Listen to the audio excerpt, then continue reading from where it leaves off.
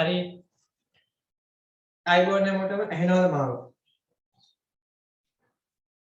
ඉක්මනට උත්තරයක් දෙන්න ඇහෙනවද? ඇහෙනවා සර්. රයිට්.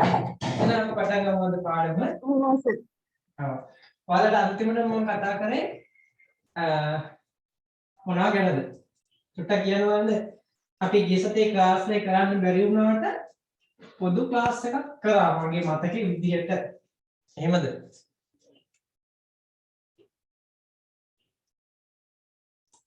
ඔව් ක්ලාස්. අන්න ඒක මොකක් ගැනද කරේ කියලා පොඩ්ඩක් කියන්න. S2 blockers ගැන. S2 blockers ගැන අපි කතා කරානේ. හරි. මම ඒකෙන් අවසන් කරා මම හිතන්නේ peptic ulcers වලට දෙන ඩ්‍රග්ස් ටික අවසන් කරානේ. පාර දැන් ඒකේ ප්‍රශ්න ටිකක් මම දැම්මා. අද උදේ දැම්මේ. හරි. ඒ නිසා ඒ ටික චුට්ටක් ආපහු බලාගෙන මම හිතනවා ක්ලාස් එකට එන්නද කියලා. උත්තර ටිකක් දාන්න ඇති කියලා හිතනවා. හරි. ඒ මොකක් වුණත් කමන්නේ. මම උත්තර ටික ඔඩියෝ එක දාන්නම්. සම්මුදා හරි අඟහරුවාදා හවසෙන් දාන්නම්. හරි. අනිත් කාරණේ තමයි අද කරන්න යන්නේ අපි ඉස්සෙල්ලාම අපි කරමු මේ ෆන්ඩමෙන්ටල් කොටස. හරි. පොඩ්ඩක් මෙන්ටල් වෙලා පටන් ගමු නේ. හරි. එහෙනම් ඔන්න අපි යනවා ෆන්ඩමෙන්ටල් පාර්ට් එකට. මේකේ අපි අද කතා කරන්න තියෙන්නේ ගියසතිය මම කිව්වා ඉතුරු වෙච්ච ටිකක් තියෙනවා. මොනවද? එකක් තමයි volume of distribution. අනිත් එක තමයි absorption කියන කොටස. absorption කියන්නේ මොකද්ද? මොකද්ද මේ volume of distribution කියලා අපි අද කතා කරමු. හරි. absorption කියන එකේ මම note එකේ හදාගන්න කිව්වා එක දෙයක්. මොකද්ද absorption කියන්නේ? It is the transfer of active ingredient to the systemic circulation through the biological membrane. ජීව පටලයක් කරහා අපේ රුධිර සංසරණයට අපි ගන්න ඖෂධය ඇතුල් වීම තමයි absorption කියන්නේ. හරිනේ. ඉතින් ඔය absorb වෙන ක්‍රම කීපයක් තියෙනවා. හොඳට අහගන්න absorb. Recording in progress. මම මොකට බහලා රිලැක්ස් කරලා නවතුනා. right. ඔයාලගේ mic නම් mute කරගන්න ඔයාලා කියන ඒවා ඇහෙනවා. හරිද? right. හරි. එහෙනම් ඔන්න අපි යනවා absorption වලට. හරි? absorption කියන එක අපිට පුළුවන් මේ විදිහට active transport මේ යන්නේ transport එකක් තමයි කතා කරන්නේ. active transport. හරි සක්‍රීයව. හරි සෛල පටලයක් කරා යනවා. අනිත් එක තමයි මොකද්ද? passive transport. ශක්තිය වැය කරන්නේ නැතිව. හරි? ශක්තිය වැය කිරීමකින් තොරව මොනවා කරනවද? අපි ගන්න ඇක්ටිව් ඉන්ග්‍රීඩියන්ට් එක අපේ සෛල තුඩ ගමන් කරනවා. මේක ගමන් කරන විදිහ තමයි ඔයාලගේ ටියුට් එකේ පෙන්වලා තියෙන්නේ. ඔන්න මම ටියුට් එක චුට්ටක් ෂෙයා කරන්නම් බලන්නත් එක්ක. ටියුට් හම්බෙච්ච නැති කට්ටිය group admin ගෙන් ඒක මැසේජ් එකක් දාලා ඉල්ල ගන්න. හරිනේ? right. ඔන්න මම පෙන්නන්නම්කෝ ඔයාලට ගොඩක් ඕපන් වෙනවානේ. හරි මෙයා අපි අයින් කරමු මේ තියෙන්නේ. right. දැන් ඔයාලට පේනද ඔයාලගේ ටියුට් එක? සම්පූර්ණයෙන් පේනවද? අන්න මම දැම්මා. දැන් පේනවනේ? මම චුට්ටක් ලොකු කරලා පෙන්නන්නම්. හරි? ඔන්න ටියුට් එක. මේකේ අපි යනවා පළවෙනි පිටුව කරා දෙවෙනි පිටුව කරා මෙන්න මේ දෙවෙනි පිටුවේ absorption කියන එක කපා ගන්න කියලා කිව්වම අපි ඊළඟට එන තුන්වෙනි පිටුවට. මෙන්න මෙතන තමයි absorption කියන වචනේ එන්න ඕනේ. හරිනේ? දැන් මෙතන මම කිව්වා හදාගන්න කියලා ගිය සතියේ මොකද්ද? It is the transfer of drug from the its site of administration. ලබා දුන්න තැන ඉඳන් හරි රුධිර සංසරණය blood stream එකට. හරි මොකක් කරාද? through the biological membrane. ගිය සතියේ මම කිව්වා ජීව පටලයක් කරා කියන වචනේ උතන නැහැ. හරි? absorption කියන්නේ ජීව පටලයක් කරා අපි ලබා දුන්න ඖෂධය අපේ රුධිරයට එකතු වෙන එක. හරිනේ? ඉතින් ඕක ඩිපෙන්ඩ් වෙනවා කාරණා කීපයක් මත. හරිද? ඒක තමයි මේ කියලා තියෙන්නේ the rate and efficiency of absorption. හරි? අපි absorb වෙන වේගය සහ ඒ කාර්යක්ෂමතාවය. හරිද? ඒක ඩිපෙන්ඩ් වෙනවා ලබා දෙන මාර්ගය අනුව. හරිද? ලබා දෙන මාර්ගය වලට මම කිව්වා ගිය සතියේ අපි බයෝ අවේලබිලිටි මයිනකොට නේද?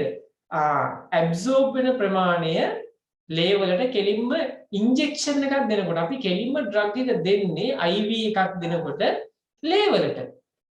හරිනේ ලේ වලට ලබා දෙනවා. ලේ වලට ලබා දුන්නාම මොකද වෙන්නේ? එතකොට මුළු ඩ්‍රග් එකේ 100%ක්ම ලේ වලට ගමන් කරනවා. 100%. හරි? ඒකෙන්ද අපි කියනවා ඉන්ට්‍රාවීනස් IV දෙන එකක් 100% absorption වෙනවා කියලා. ඒ කියන්නේ complete absorption එකක් වෙනවා. හරිද? ඒ කියන්නේ අපි දෙන සම්පූර්ණ ඩෝස් එකම ලේ වලට සිස්ටීමික් සර්කියුලේෂන් එකට යනවා. හරි? ඉතින් මේ දෙක highlight වෙන්න ඕනේ. For intravenous absorption is complete. ඔන්නම highlight කරගන්න. ඊට පස්සේ කියනවා ඒකේ තේරුම total dose එකම systemic circulation එකට යනවා. හැබැයි සමහර හේතු හින්දා හරිද? ඒ කියන්නේ අනිකුත් මාර්ග වලින් දෙනකොට මොනවද වෙනවා කිව්වේ? ඒක භාගයට තමයි සිද්ධ වෙන්නේ. partial absorption එකක් සිද්ධ වෙන්නේ. භාගයට සිද්ධ වෙන්නේ. හරිද? ඒකට හේතු තමයි මොනවද? එකක් ආහාර සමග ප්‍රතික්‍රියා කරනවා. සමහර ඒවා අපේ එන්සයිම් එක්ක ප්‍රතික්‍රියා කරනවා. හරි? සමහර විට අපේ ලෙඩක් තියෙන්න පුළුවන් අපිට ඩයරි එකක් තියෙනවා නම් ගත්ත බෙහෙත පිටිපස්සෙන් යනවා බීපු ගමන් වේගෙන් අපේ ආහාර ජීර්ණ පද්ධතියේ ක්‍රමාකුංචන වේගය වැඩි වෙනවා. වේගෙන් ගමන් කරනවා එළියට යනවා. ඒ වගේ වමන යනවා නම් ඒත් එළියට යනවා. ඒකද absorption නැත්නම් මේ absorption partial භාගයටයි සිද්ධ වෙන්නේ. හරිනේ? ඔය කතා ටික මම කියවුවා ගිය සතියේ. හරි. දැන් යනවා අපේ GI tract එකේදී ආහාර ජීර්ණ පද්ධතියේදී කොහොමද මේ transport එක නැත්නම් absorb වෙන ක්‍රම? ප්‍රධාන ක්‍රම දෙකයි. ඔයාලට පේනවා ඇති මේක. එකක් තමයි passive diffusion නැත්නම් passive transport. diffusion කියන්නේ විසරණය. හරි? විසරණය ඒ level වලදී ඔයාලා ඉගෙන ගන්න ඕනේ. විසරණය කියන්නේ මොකද්ද? වැඩි සාන්ද්‍රණයක් තියෙන තැනක ඉඳන් අඩු සාන්ද්‍රණයක් තියෙන තැනකට අර්ධ පාරගාමී පටලයක් කරා ගමන් කරනවා. හරිනේ? ඉතින් මහ ලොකු දෙයක් නෑ. ඔබ තමයි සරල කතාව. හරිද? right. active transport කියන්නේ මොකද්ද? active transport කියන්නේ ශක්තිය වැය කරමින්. ඒ කියන්නේ අපේගේ ශක්තිය ඒකකේ ATP ADP බවට පත් කරමින් ශක්තිය වැය කරමින් අඩු හෝ වැඩි තැනකින් ඉඳන් කොහෙද යන්නේ? අපේ සෛල ඇතුළට ගෙනිහින් දෙන එක. ඕක තමයි සරලම කතාව. right. මෙන්න තියෙනවා ට්‍රාන්ස්පෝර්ට් වෙන ක්‍රම දෙක. ඔයාලට පේනවා ඇති passive transport එක නැත්නම් diffusion කියන එක විසරණය ක්‍රම දෙකකට වෙනවා. හරි? එකක් තමයි අපේ ප්ලාස්මා පටලයේ තියෙන ෆොස්ෆොලිපිඩ තියෙනවානේ. ෆොස්ෆොලිපිඩ වල ඩ්‍රග් එක දිය වෙනවා. හරි? ඩ්‍රග් එක දිය වෙනවා. දිය වුණාම මොකද වෙන්නේ? මේ ඩ්‍රග් එක දිය වුණාම එයා මේ විදියට ඇතුළට ගමන් කරනවා. ඔයාලා අහලා තියෙනවනේ same feathers flock together කියලා. එකම જાතිය කට්ටිය තමයි එකට සෙට් වෙන්නේ.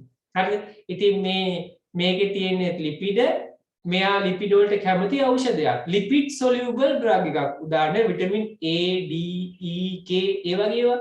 හරි? ඒවා ලිපිඩ ද්‍රාවී. එතකොට ලිපිඩ් එස්ටර් දැක්ක ගමන් එයාලත් එක්ක සෙට් වෙලා සෛලය ඇතුළට යනවා. මේකේ දිය වෙලා සෛලය ඇතුළට යනවා. ඒ වගේම තව විසරණය වෙන ක්‍රමයක් තමයි මොකද්ද? අපේ සෛල පටලයේ තියෙනවා pores. PORE මෙතින් POR. ඒ කියන්නේ සිදුරු තියෙනවා. ජිද්‍ර කියලායි අපි කියන්නේ. මේ ජිද්‍ර හරහා මොදෙන්නේ ජල ද්‍රාවී සංයෝග. ලිපිඩ ද්‍රාවී නෙමෙයි ජල ද්‍රාවී සංයෝග සිදුරු හරහා ඇතුළට ගමන් කරනවා. ඩ්‍රග් එක ඇතුළට එනවා. සෛල ඇතුළට එනවා. ඉතින් ඔය ක්‍රම දෙක තමයි විසරණය කියන්නේ. හරිද? විසරණය. එතකොට ඊළඟට ශක්තිය වැය කරමින් යන්නේ කොහොමද? ශක්තිය වැය කරමින් යන්නේ ප්‍රෝටීන් වල දිය වෙලා. අපි මේ දෙක බලමු. Passive diffusion of a water soluble drug through an aqueous channel or pore. හරි? passive diffusion එකක්. මේ තියෙන්නේ. මේක හරහා යනවා. ඊට පස්සේ passive diffusion of lipid soluble drug dissolved in the membrane. phospholipid layer එකේ දිය වෙලා ඇතුළට යනවා. right. active transport එක තමයි නම් මොකද්ද? ශක්තිය වැය කරමින් හරි ප්‍රෝටීන් එකක දිය වෙලා ප්‍රෝටීන් එකක් එක්ක සම්බන්ධ වෙලා එයා සෛලය ඇතුළට ගෙනියනවා. බලන්න ATP ADP බවට පරිවර්තනය කරනවා. හරි ඔකට කියනවා carrier mediated active transport of drug කියලා. හරි ওই ටික තමයි ඔයාලට තියෙන්නේ transport සම්බන්ධයෙන්. හැබැයි මතක තියාගන්න transport වෙන තව ක්‍රමයක් තියෙනවා. හරිද? ඒකත් ඔයාලා දැනන් ඉන්න ඕනේ. අපි බලමු ඒ කොහොමද කියලා. හරි transport වෙන ක්‍රම. right මට පොඩි මේක ටයිම් එකක් දෙන්න. මෙන්න මෙහෙම තමයි transporting වෙන ඊළඟ ක්‍රමය. හරිද? right හරි අපි දාගමු ඉස්සල්ලාම මෙතන මේ ඔයාලගේ ටියුට් එකේ මේ පින්තූරේ තියෙනවද නැද්ද? තිබේද? තියෙනවානේ. right ඕකේ ලියලා තියෙනවානේ. එතන අපි දාගමු මෙන්න මේ පොඩි මේවා එකක්.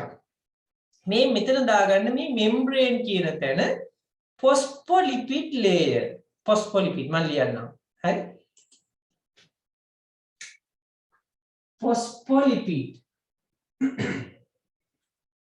phospholipid layer සෛල ස්තරයේ තියෙන phospholipid නේ ඔන්න ඔය phospholipid ස්තරය right දැන් ඔයාලට මම හිතන්නේ දීලා ඇති පොඩි ටියුට් එකක් මම ඒකත් දැන් ගන්නයි යන්නේ හරිද මොකද්ද දීලා තියෙන ටියුට් එක right ඔයාලට ඉස්සල්ලාම දුන්නද අපේ රන්දි මිස් මෙහෙම එකක් ෆන්ඩමෙන්ටල් කියලා ටියුට් එකක් දුන්නද ඔයාලට නැද්ද ලොකු ටියුට් එකක් දුන්නා සර් දුන්නානේ ඔන්න මම දැන් ඒක පෙන්නන්නයි යන්නේ හරි මේක ලැබෙන්න ඇති සමහර අයට සමහර අය නොලැබිලා ඇති හරි ඒකේ රන්දි මිස් තමයි දෙන්නේ මම නෙමෙයි හරි ඔන්න බලන්න right ඔබ බලා ගන්නකො ඒකත් මම දැන් පෙන්නන්න මේ විදිහට මෙතන තමයි ඔයාලට ගොඩක් වැදගත් කොටස එන්නේ හරිද මොකද MCQ exam එකේ දැන් ඔයාලට පේනවා ඇති මේක හරි මෙන්න මේක තමයි ඔයාලට ගොඩාක් වැදගත් වෙන්නේ හරිද absorb වෙනකොට හරි මම මේක චුට්ටක් ලොකු කරලා පෙන්නන්නම් නැත්තම් හරි බලන්න absorb වෙනකොට drugs are absorbed mostly through the mucous membrane of the small intestine අපේ කුඩා අන්ත්‍රයේ තියෙන ශ්ලේෂ්මල පටලයේ තමයි මේ වැඩිපුර මේක හරහා තමයි මේ අපේ ඇඟට උරා ගන්න. හරි ඉතින් ඒක රඳාපවතින කාරණා කීපයක් මත. මොනවද කාරණා ටික? එකක් තමයි ජලයේද ලිපිඩ වලද ඩ්‍රග් එක දිය වෙන්නේ. water and lipid solubility. හරි ජලයේ හොඳටම දිය වුණොත් අපේ ලිපිඩ ස්තරය හරහා ගමන් කරන්න විදිහක් නැහැ. හරිද? ඉස්සල්ලාම ජලයේ දිය වෙන්නේ ආමාශයට ගිහිලා ආමාශයක විෂයනේ දිය වෙන්නේ ඩ්‍රග් එක. එතකොට ඒක හරහා ගමන් කරන්න අමාරු. ඒ කියන්නේ ලිපිඩ ද්‍රාවී නෙමෙයි. එතකොට ගැටලුවක්. හරිද? ඒ නිසා අපි බලමු මේක කොයිතරම් දුරට තියෙන්න ඕනද කියලා. ඊළඟ එක මොලකියුලර් සයිස් එක. නැත්තම් ඩ්‍රග් එකේ විශාලත්වය කොච්චරද? නැත්තම් පාටිකල් සයිස් එක. ඒකත් බලපානවා. හරිද? ඊළඟට අයනයිසේෂන් අයනීකරණය කොච්චර දුරට වෙනවද? හරි මතක තියාගන්න මෙහෙම එකක්. අයනයිස් වෙච්ච ඒවා ඉන්ඇක්ටිව් ඇබ්සෝබ් වෙන්නේ නැහැ. හරිද? අයනික නොවනේම ඇබ්සෝබ් වෙනවා හේතුව කියන්නම්. හරි? ඊට පස්සේ අපේ ඉන්ටෙස්ටයින් එකේ තියෙන pH අගය අනිවාර්යෙන් බලපානවා. හරිද? රයිට් මේවා බලපාන්නේ කොහොමද කියලා අයිඩියා එකක් විතරක් ගන්න ඔළුවට ගන්න ආයෙ පාඩම් කරන්න එපා. ඇයි ඒ MCQ වලදී මේක අන්නේ තර්ක ටික දාලාම උත්තර දාන්න ඕනේ. හරි? රයිට්. මේ ටියුට් එක තියෙන ඉඳ අමතක වුණොත් ආයෙ බලන්න පුළුවන්. ඊට පස්සේ ඩෝසේජ් ෆෝම්. හරි? අපි මේ හදලා තියෙන ඩ්‍රග් එක මොකද්ද? කැප්සූල් එකක්ද? ටැබ්ලට් එකක්ද? ඉන්ජෙක්ෂන් එකක්ද? මොකක්ද කියලා හදලා තියෙන විදිය. හරිද? ඊට පස්සේ ඒකේ ෆිසිකල් ෆෝම් එක. ඒක ලික්විඩ් එකක්ද? හරි සොලිඩ් එකක්ද? ඔන්න ඔකත් බලපං. ඒකේ කෙමිකල් නේචර් එක. ඒක ඇසිඩික් එකක්ද? බේසික් එකක්ද? බාස්මිකද? ආම්ලිකද කියන එක බලපං. ඉතින් ඔය කාරණා ටික අරගෙන තමයි අපි යන්නේ මොකේද මේ ඇබ්සෝප්ෂන් ගැන කතා කරන්නේ. හරිද? රයිට්. ඔන්න බලා ගන්නකො එහෙනම්. මේ තමයි අපේ ආහාර ජීර්ණ පද්ධතියේ ක්‍රියාවලිය. සරල ක්‍රියාවලිය. හරිද? මෙතනදී එක එක දේවල් ඉන්ජෙක්ෂන් එකක් දෙනවා ශිරාවකට එක්තරා අප්මාව බයිපාස් කරලා යනවා හાર્ට් එකට යනවා හાર્ට් එකෙන් නේද පෙනහළු වලට යනවා පෙනහළු වලින් පිරිසිදු කරලා ආපහු අපේ left ventricle එක පැත්තට ඇවිල්ලා left ventricle එක නැවත pump කරනවා අපේ ඇඟ පුරා යන්න. ඒකෙන් කොටසක් ආමාශය පැත්තටත් එනවා අපේ ආහාර ජීර්ණ පද්ධතිය පැත්තටත් එනවා. හරිද? ඒකෙන් කොටසක් අපේ පටකොලටත් එනවා. ඒ වගේම ඕරලි ගන්න එකක් මුඛයෙන් ගන්න එකක් ඔයාලට තුතලු කරගන්න. හරි.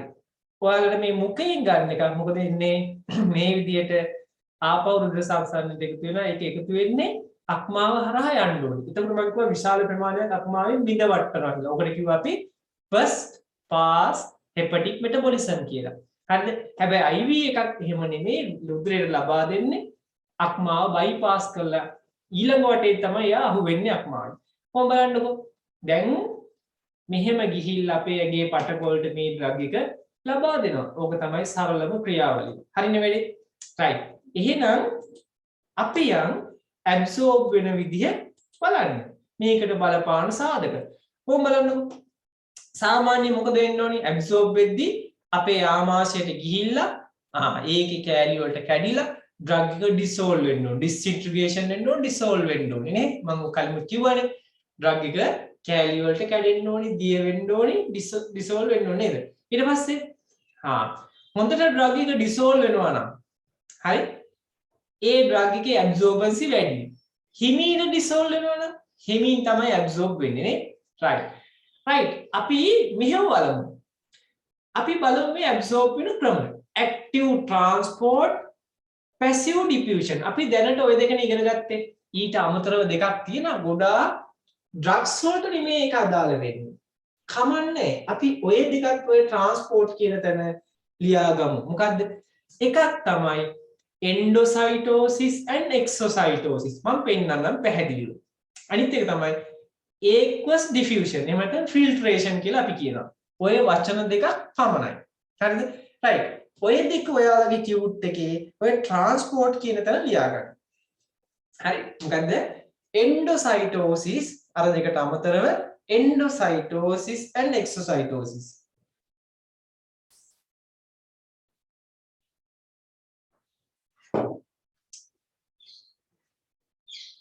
හරි. ගිය සතියේම මට ඉරිදා සෙන්සුරාදා පන්ති කරන්න බැරි වුණා. හරි. ප්‍රශ්න කීපයක්ම ආවා ඒකින්ද කරන්න බැරි වුණා. අපි නැවත ආපහු සාමාන්‍ය විදිහට කරයි යනවා. හරි. right. කොහේ දවසක මට ක්ලාස් එක මිස් වුණොත් අනිවාර්යෙන් මම ඒක සතියේ මැද දවසක හරි ඔයාලට ඒ ක්ලාස් එක කරනවා. හරි. right. අනේ ලියාගත්තනේ. ඔන්න අපි යනවා ඊළඟ කොටසට. හරි. right. අපව උඩට ආව නේද? හරිනේ. right. මෙන්න මෙහෙමයි වෙන්නේ. දැන් ඔයාලට පේනවා ඇති active transport එකේදී වෙන්නේ මොකද්ද? active transport එකේදී කියන්නේ මේ ප්‍රෝටීන අපේ මේ ලිපිඩ ලේයර් එක මේකේ ප්‍රෝටීන තියෙනවා. මේ ප්‍රෝටීන් එකට මේ ඩ්‍රග් එක ඇවිල්ලා බැඳෙනවා. බැඳුනා මෙයා ශක්තිය වැය කරමින් සෛලය ඇතුළට ගෙනිහින් දෙනවා. මේ ඕක තමයි ශක්තිය වැය කරන විදිය. ඕක active transport එක මම කියවනේ. right. ඊළඟට එනවා සමහර drugs, few drugs cross membranes by this mechanism. මේ ක්‍රමයට තමයි සමහර ඒවා මේ පටලය හරහා යන්නේ. ඒ කියන්නේ ශක්තිය වැය කරමින් ප්‍රෝටීන් එක බැඳිලා එයා ට්‍රාන්ස්පෝර්ට් කරනවා මේ සෛල පටලය හරහා. හරි. ඒක එනර්ජි ඩිපෙන්ඩන්ට්. ඒ කියන්නේ ශක්තිය වැය වෙනවා. හරිද? right. මේක ඔළුවට ගන්න විතරයි කියන්නේ. ලියන්න එපා කිසිම දෙයක්. හරිද? right. ඊළඟට එනවා අපි ඊළඟ කතාවට. මේ exocytosis, endocytosis වල අලුතෙන් කියපු දේ ඒ තමයි මෙහෙම. ඔය විශාල ඖෂධ අණු තියෙනවානේ. large drug molecules. හරි. ඒක ගොඩාක් වෙලාවට ඇතුළට එන්නේ එළියට යන්නේ මෙන්න මේ ක්‍රම දෙකෙන්. හරිද? විශාල අණු. මම විශාල අණු මොකද වෙන්නේ හේතුවයි එහෙම මොකද්ද කියලා මම පෙන්නන්නම් තව ටිකකින්. හරි. මේ බලන්න මේ සෛලයේ පටලය හරහා ඇතුළට එනවා. පටලයත් එක්ක මේකට සෙට් වෙනවා. ඇවිල්ලා මේ මොනවාද? ඖෂධ අණු. මේ ටික ටික පටලේ මේ පේනව නේද? අර හිටපු ගමන් අර අපි කෙනෙක් එක්ක නේද? යාළු වෙනකොට එක පාට ගිහිල්ලා අහන්නේ ඔයාට මට කැමතිද මං ඔයාට ආදරේ එහෙම එහෙම කියලා අහන්නේ නේද? ටික ටික තමයි ඒක වෙන්නේ. බලන්න ඔන්න ඔය විදිහට ඕම දැන් කොහොමද මෙයා සෛලය ඇතුළට රිංග ගන්නවා. ගිහිල්ලා මොකද වෙන්නේ? දැන් ඔන්න සෛලය ඇතුලේ ඉන්නවා. හරිද? ඉතින් සෛලය ඇතුලේදී ඩ්‍රග් එක නිදහස් වෙනවා. ඒ වගේම ඇතුලේ තියෙන එකක් එළියට යන්නෙත් එහෙමයි. හරි මේ තියෙන්නේ. එමීට පටලය හරහා පටලය ළඟට ගිහිල්ලා බැඳිලා හරි ටික ටික ඒක කියනවා එක්සෝසයිටෝසිස්. ඉතින් ඕවා නිකන් සරල කතාවක්. ඇතුළට එන එකයි පිටට යන එකයි. මේවා large molecules තමයි. විශාල drug අණු තියෙනව තමයි මේක වෙන්නේ. ඒකට හේතුව මම කියන්නම්. සෛල අතරින් සෛල ඇතුළට ගමන් කරන්න බෑ. ඒ drugs වලට විශාලයි අණු. හරි? ඒක මම පෙන්නනම් වීඩියෝ එකකින්. එතකොට ඒක බලන්න පුළුවන්. right. ඊළඟ කාරණාව. aqueous diffusion. සමහර ඖෂධ අණු. හරි? ඖෂධ අණු except drug molecules except හරි ඒවා හැර except කියන්නේ හැර are cross to the aqueous pores මොකද එන්නේ අර මේ සිදුරු හරහා මං කිව්වේ ඉස්සෙල්ලා ජිත්‍ර හරහා යනවා ඒවා කුඩා අණු right ඒකින්ද මේ ලිපිඩ් ලේයර් එක හරහා ගමන් කරන ඒවායි හරි ජිත්‍ර හරහා ගමන් කරන ඒවාටයි අපි කියනවා diffusion කියලා හරි විසරණය හැබැයි මොකද වෙන්නේ මේකේ මේක ඇවිල්ලා සාන්ද්‍රණ අනුක්‍රමණය. ඒ කියන්නේ වැඩි සාන්ද්‍රණයකින් අඩු සාන්ද්‍රණයකින් තමයි ගමන් කරන්නේ. ඔන්න සරල කතාව. ඒ ඇති. right? ඉතින් ඕකට කියනවා අපි ෆිල්ටරේෂන් මෙතඩ් එක කියලා කියනවා. ඒ කියන්නේ කුඩා අණු තමයි යන්නේ මේ විශාල අණු ඉතුරු වෙනවා. කුඩා අණු යනවා. හරි ෆිල්ටරේෂන් කියලා කියනවා. right. ඊළඟ කතාව. මේ ටික තමයි හරියටම වැදගත් කොටස. ඔන්න දැන් එනවා අපි අවශ්‍යතාවය. හරි? passive diffusion. හරිද? මේක තමයි වැඩිපුරම අපි භාවිතා කරන මෙකනිසම් එක. හරි? right. most drugs are හරි ගොඩාක් ඖෂධ එක්ක weak acid එකක් එක්ක weak base එකක්. හොඳට අහගන්න අපි ප්‍රබල අම්ල ගන්නවද ඖෂධ විදියට පිච්චිලා යයි. ප්‍රබල භස්ම ගන්නවද? නෑ. ගන්නේ weak acid or weak base. හොඳට idea එක ගන්න ඕලුවට. හරි? right. එතකොට මොකද කියන්නේ? මේ drug molecules ionized unionized අයනිකද අයනික නොවනද ওই කාරණාවත් බලපාන මොකේද absorbency වලට නැත්නම් diffusion වලට transport එකට හරි ඔන්න මෙහෙම මතක තියාගන්න MCQ හැවුවොත් ionize කියද්දී I අකුර තියෙනවා ionized drugs මොකද එන්නේ inactive මොකද එන්නේ එයා active නෑ අයනිකයි කියන්නේ එයා කාට හරි බැඳිලා නේද ඍණායනිකද ධනායනිකද එයා කාට හරි බැඳිලා අපි හැම වෙලේම අපි මේ නිදහසේ ඉන්න කල් විතරයි අපිට ඇක්ටිව් ඉන්න පුළුවන් හරි විවාහයක් නේද සාමාන්‍ය ජීවිතේ එහෙම වුණොත් එහෙම එයාට ඊතන තැන යන්න බෑ තේරුණානේ නිදහස නැහැ හරි ඒකින්ද අයනික වෙච්ච කෙනෙක් ඉන්ඇක්ටිව් හැබැයි අයනික වෙලා නැති කෙනෙක් එයා මොකද වෙන්නේ අන්අයනයිස් කෙනෙක් එයා ඇක්ටිව් එකට ඕන තැනක යන්න පුළුවන් හිතන දේ කරන්න පුළුවන් හරි නැත්තම් මොකද වෙන්නේ අයනයිස් කෙනෙක් නම් අවසර ගන්න ඕනි ගෙදරින් නේද right ඒකින්ද මතක තියාගන්න අයනයිස් කිව්වොත් ඉන්ඇක්ටිව් I කියලා මතක තියාගන්න අන්අයනයිස් එක එයා ඇක්ටිව් හරි එයා ඇක්ටිව් එහෙනම් ලිපිඩ පටලයක් කරහා ගමන් කරන්න පුළුවන් වෙන්නේ අයනයිස් එක්කද අන්අයනයිස් එක්කද උත්තර දෙන්න බලන්න ලිපිඩ පටල අපේ සෛල පටල හරහා ගමන් කරන්න පුළුවන් කාටද වැඩිපුර අයනයිස් අයටද අන්අයනයිස් කටට ඉන්ඇක්ටිව් කට්ටියද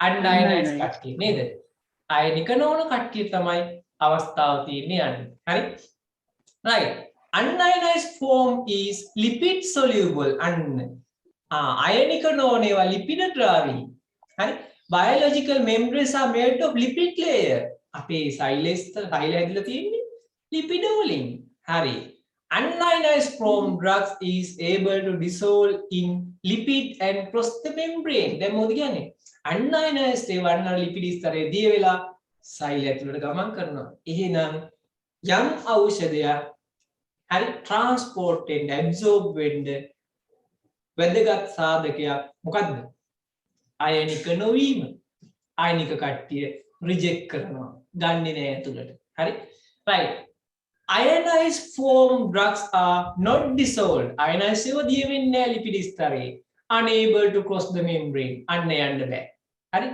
පටලේ හරහා යන්න බෑ සෛලය ඇතුළට right, the direction of movement is form a higher concentration, right. හොඳට මතක තියාගන්න මේක යන්නේ කොහොමද? වැඩි සාන්ද්‍රණය තියෙන පැත්තේ නම් අඩු සාන්ද්‍රණය තියෙන පැත්තටයි මේක ගමන යන්න පුළුවන්. හරිනේ? එහෙනම් අයනික නොවීමත් වැඩි සාන්ද්‍රණයේ සිට අඩු සාන්ද්‍රණයට ගමන් කිරීමත් මේකේ විශේෂත්වයක්. පැසිව් ඩිෆියුෂන් වල. හරිනේ? එහෙනම් ඔයාලා ඔය තියෙනවානේ පැසිව් ඩිෆියුෂන් කියලා අර ලිපිඩ ලේයර් එක අන්න එතනට එන්න මොන මම ඔයාලට මේක පෙන්නන්නම් මෙහෙමයි පේනවද දන්නේ නැහැ උඹ බලන්න පේනවද මේක ඔයාලා ටියුට් එකේ පේනවනේ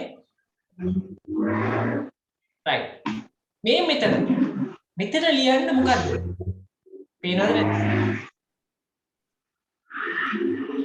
කවුද බානුජා මේ බානුජද මන් දන්නේ මයික් එක ඔන් වෙනවා හැම වෙලේම හරි රයිට් ඕම් බලන්න මේ මෙතන පේනවනේ ඔය ටියුට් එක මේ ටියුට් එකේ මේ පැසිව් ඩිෆියුෂන් කියන දර මේ ලිපිඩ දෙන එතන දාගන්න මොකද්ද මෙයා ඇවිල්ලා unionized and මොකද්ද lipid soluble මෙන්න මේ වචනේ දාගන්න හරි මෙන්න මේ වචනේ දාගන්න දැන් පේනවනේ මෙන්න මේ වචනේ දාගන්න මොකද unionized and lipid soluble කියලා ඉතින් ලියන්න හරියට ගන්න අයිඩියා එක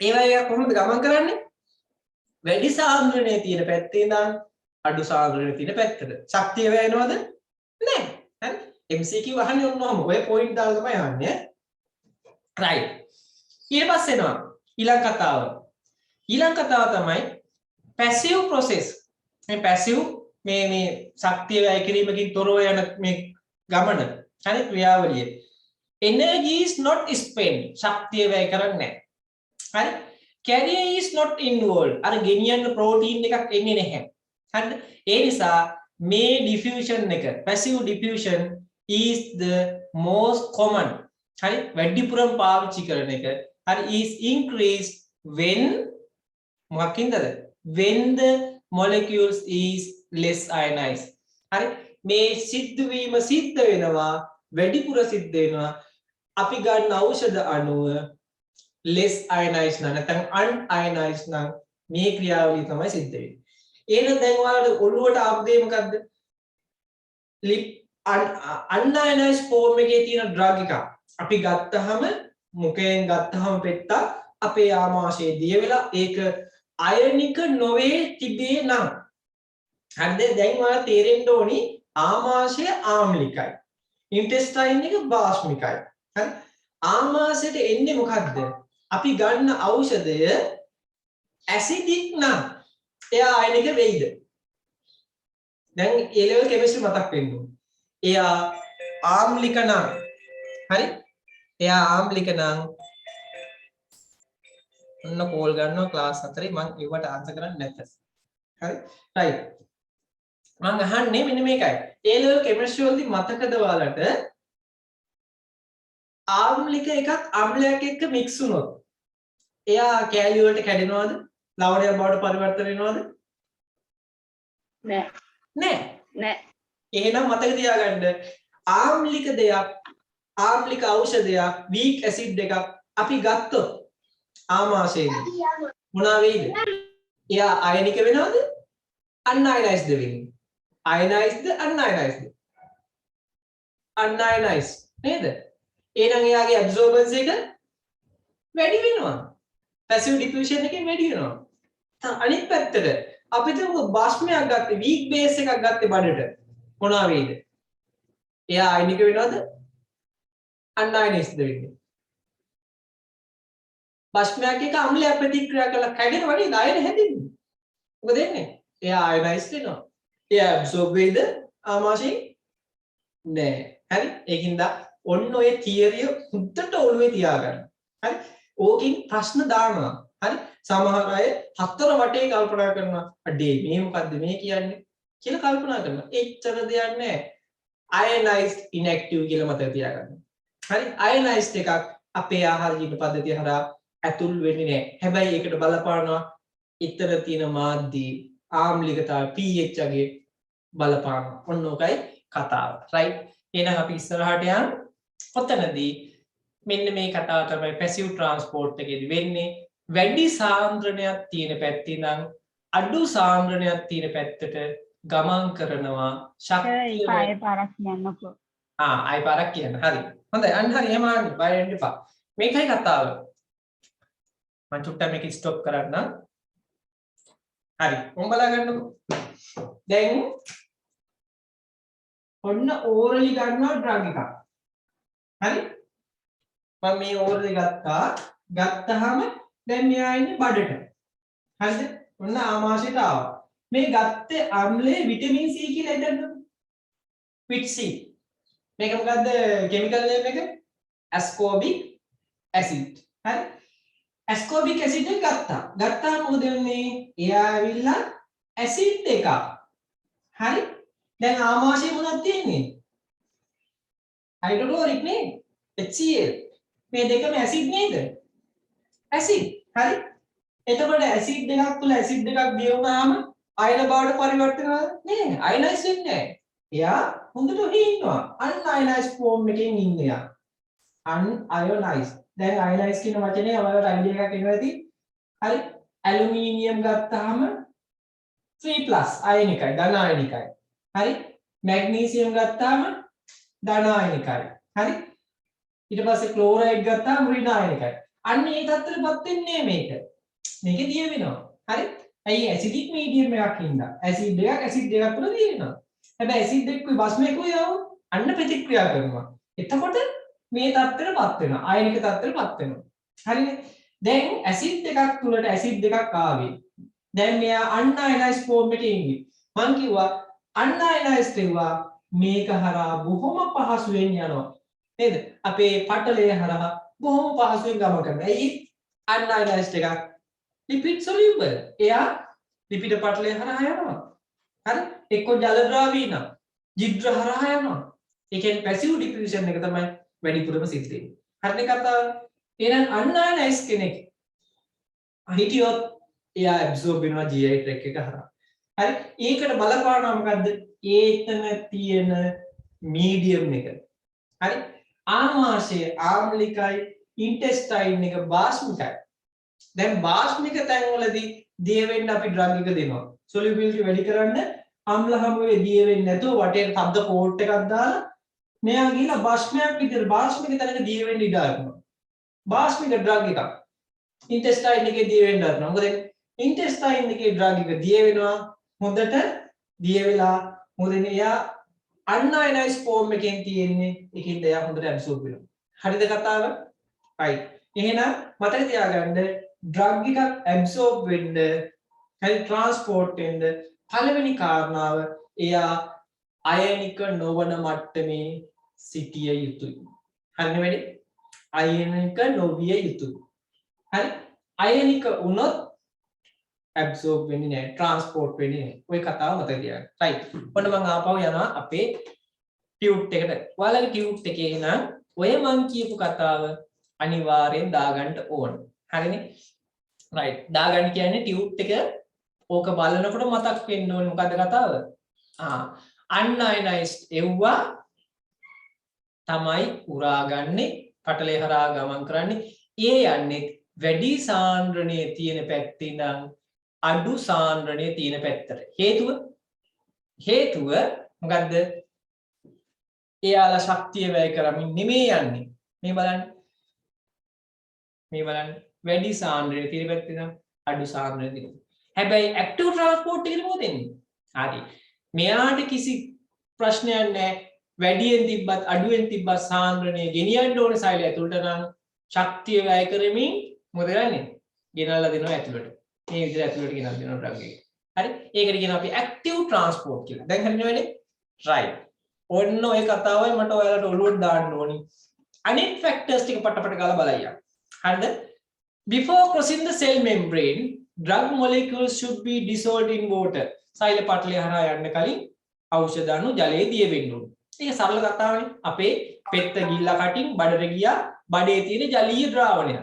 හරි? ඒ ද්‍රාවණය දිය වෙන්න ඕනේ. ඒකින්ද ඩ්‍රග් එක හොඳට ජලයේ දිය වෙන ඩ්‍රග් එකක් වෙනවා. ඒ කියන්නේ water soluble වෙන්න ඕනේ. හරි? right. If a drug molecules are totally soluble in water, එයා සම්පූර්ණයෙන්ම වතුර විතර නම් දිය වෙන්නේ. හරි? It will not absorb. අයියේ absorb වෙන්න තියෙන හේතුව.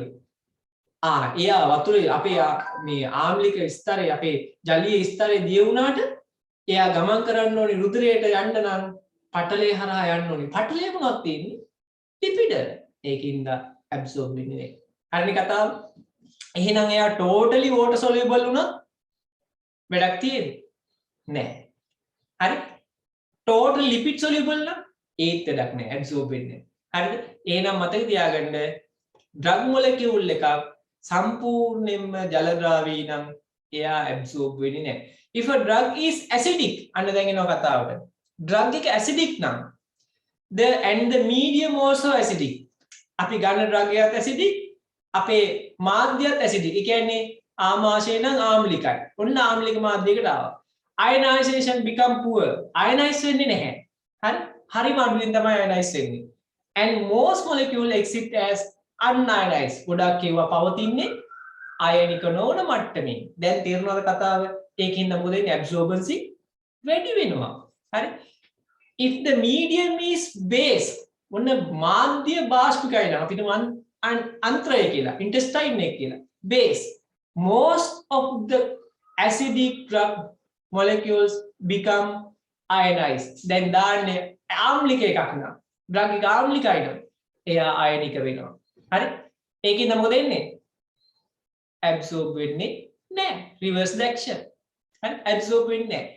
ඒකින්ද මතක තියාගන්න අයනික සහ අයනික නොවන අතර අනුපාතය ratio between ionized and unionized can be determined by pH.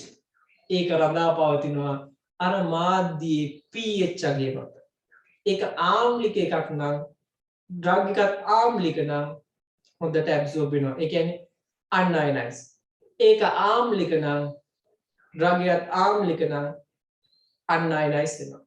ඒක බාෂ්මික නම් drug එකත් බාෂ්මික නම් ඒත් unionized absorb වෙනවා හොඳ.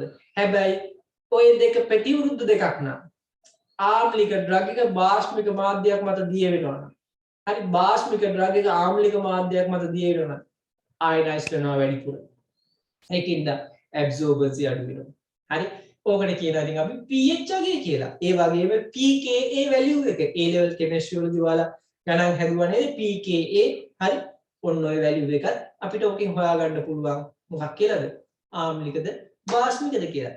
ඒකින්ද ඊළඟ කාරණාව විදියට අපි කියනවා මොකද absorption වලට බලපාන ඊළඟ කාරණාව අයනිකතාවය, ඊළඟ කාරණාව මාධ්‍යයේ pH අගය, ඊළඟ කාරණාව තමයි මේ යටින්ම දාලා තියෙන්නේ මොලකියුලර් weight එක, අණුක ස්කන්ධය. හරි? අණුක ස්කන්ධය වැඩි වෙන්න අර ලිපිඩ ස්තර හරහා සිදුරු හරහා ගමන් කරන්න බෑ. drug එක නැවත හැරලා යන්න වෙනවා. උරා ගන්නේ නෑ ඇඟට. හරි? සෛල ඇතුළට යන්නේ නෑ. solubility එක ජල ද්‍රාවී නම් සම්පූර්ණයෙන් ඒත් උරා ගන්නේ නෑ. අනිත් එක තමයි ලිපිඩ ද්‍රාවී නම් සම්පූර්ණයෙන් ඒත් උරා ගන්නේ නැහැ. හරිද? ඒකින්ද මේ වගේ සංකලනයක් තියෙන්න ඕනි අපි හදන ඩ්‍රග් වලට. මේ හැම එකෙම ටික ටික තියෙන්න ඕනි. තිබ්බොත් තමයි යා හොඳට absorb වෙන්නේ. හරිනේ? ඔන්න ඔය කතාව ඔළුවේ තියාගන්න. right. ඒකින්ද මං චුට්ටි නෝට් එකක් දෙන්නම් ඔතනට. හරි? මොකද්ද චුට්ටි නෝට් එක? මේ මෙතනට අපි යන් වල ටියුට් එකේ ඔය පින්තූරේ ගාව ලියාගමු මෙන්න මේ විදිහට. right. හරි?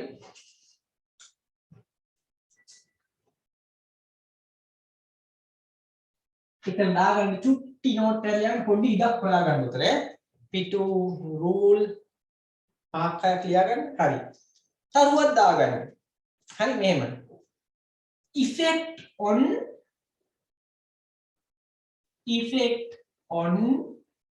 pH. effect on pH.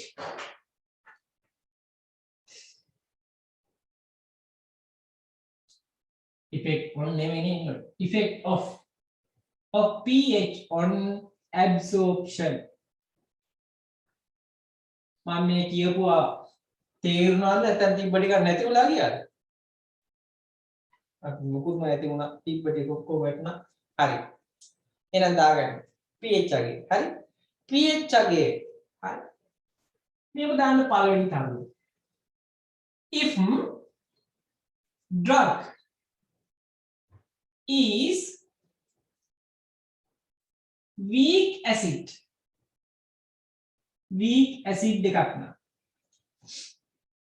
හරිද? medium is and acidic නා. මොකද වෙන්නේ? drug එක unionized. හරි? ඒකින්ද well absorbed. හරි නේද කතාව? තේරෙනවද වෙලේ? හරි. ඊළඟ තරුව දාගන්න. If drug is weak base, medium is දැන් නිකන් අමාරු වගේද? අයියෝ මේව මොනවද? basic භාෂ්මිකයි නා. මොකද කියන්නේ? ඒ drug එක unionized ionic නොවේ. ඒකින්ද well absorbed. හරි? ඊළඟ තරුව දාගන්න. If drug is weak acid,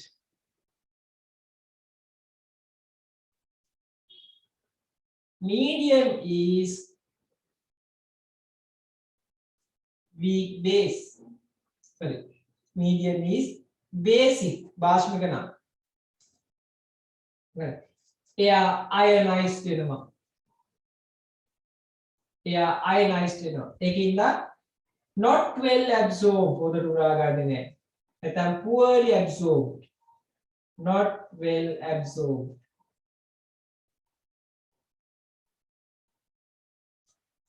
ඒකම මේකේ අනිත් පැත්තට ලියන්න පුළුවන් වුණා. If drug is weak base, medium is weak acidic, it ionized වෙනවා. Not well absorbed. ඔන්න ඔය කතාව උතන දාන්න. ඕක හරි වැදගත් ඔයාලට. හරි? එක්සෑම් එකේදී මේක පන්න ප්‍රශ්න කරනවා.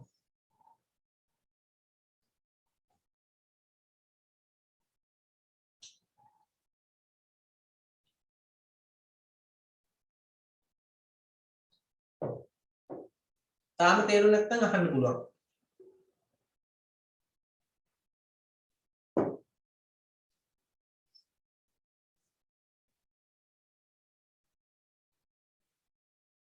හරි නේද? ලියාගත්තද? දැන් මේක මතකින් ගන්න පුළුවන් අපිට. නේද? හරිද? හරි නම් හරි කියලා කියන්න. මෙසේජ් එකක් දාන්න. හරි.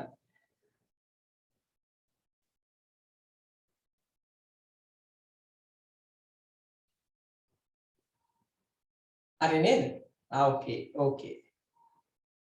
right. හරි. තව පාරක් කියන්නකෝ. හරි. තව පාරක් කියන්නම් මෙහෙම. හරි. අපේ ආමාශය ආම්ලිකයි. හරි. කුඩා අන්ත්‍රේ භාෂ්මිකයි.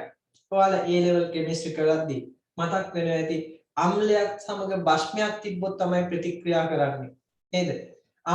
අම්ලයක් එක්ක ප්‍රතික්‍රියා කරන්නේ නැහැ. ඒකෙන්ද අම්ල හැමෝම දිය වෙනවා. ඒවා කැඩෙන්නේ නැහැ. අයන බවට පරිවර්තනය වෙන්නේ නැහැ. අම්ලයක් භාෂ්මයක් එක්ක ප්‍රතික්‍රියා කරොත් තමයි කැඩෙන්නේ. හරි අයන බවට පරිවර්තනය වෙන්නේ. හරිද? එතකොට ඒකට කියනවා අපි අයනයිස් වෙනවා කියලා. මෙතනදී අම්ලයක් භාෂ්මයක් එක්ක ප්‍රතික්‍රියා කරලා අයනයිස්ඩ් වෙනවා. අයනයිස් වෙද්දී අයනික දේවල් අපේ පටල හරහා යන්නේ නැහැ. ඇබ්සෝබ් වෙන්නේ නැහැ ඒකින්ද. හරි. හැබැයි අන්අයනයිස්ඩ් ඒවා අයනික නොවන ඒවා මොකද ඉන්නේ පටල හරහා ගමන් කරනවා. ඒකින්ද ඒවා හොඳට ඇබ්සෝබ් වෙනවා. හරිද කතාව? රයිට්. අපි දාමු මේ ඇවිල්ලා pH අගේ බලපෑම. හරිද? pH අගේ බලපෑම. හරිනේ. රයිට්. එහෙනම් අපි යන් ඊළඟ කොටසට ඔයාලගේ ටියුට් එකේ අන්තිම කොටසට මම යනවා මෙන්න මේ විදියට. ටියුට් එක මෙන්න මම පෙන්නන්නම් ආපහු. මොකද්ද ටියුට් එක? ඔන්න ටියුට් එක පේනවා ඇති ඔයාලට. රයිට්. හරි. ඊළඟ කාරණාව තමයි මෙන්න මෙයා. හරි. ඔය පිටුවේම drug distribution කියලා වචනයක් ඇති. පෙනේද? පෙනේ කියන්නේ අපි නයිය නේද? right. මොනවාද? drug distribution පේනවාද මේක? ආවලගේ ටියුට් එකේ තියෙන වචනේ. drug distribution. හරිනේ. මොකක්ද ඒක distribution කියන්නේ? අයියෝ පොඩි දෙයක්. මොකද්ද? දැන් රුධිරයට ගමන් කරපු drug එක කොහෙද යන්න ඕනේ? එයා දැන් රුධිරයට ගියා. එයා රුධිරයට ගිහිල්ලා අපේ සෛල තියෙන ස්ථාන වලට ගමන් කරන්න ඕනේ. එහෙම නැත්නම් සෛල අතරට ගමන් කරන්න ඕනේ. හරි? ආපහු මම කියන්නම්. මෙන්න බලන්න. හරි?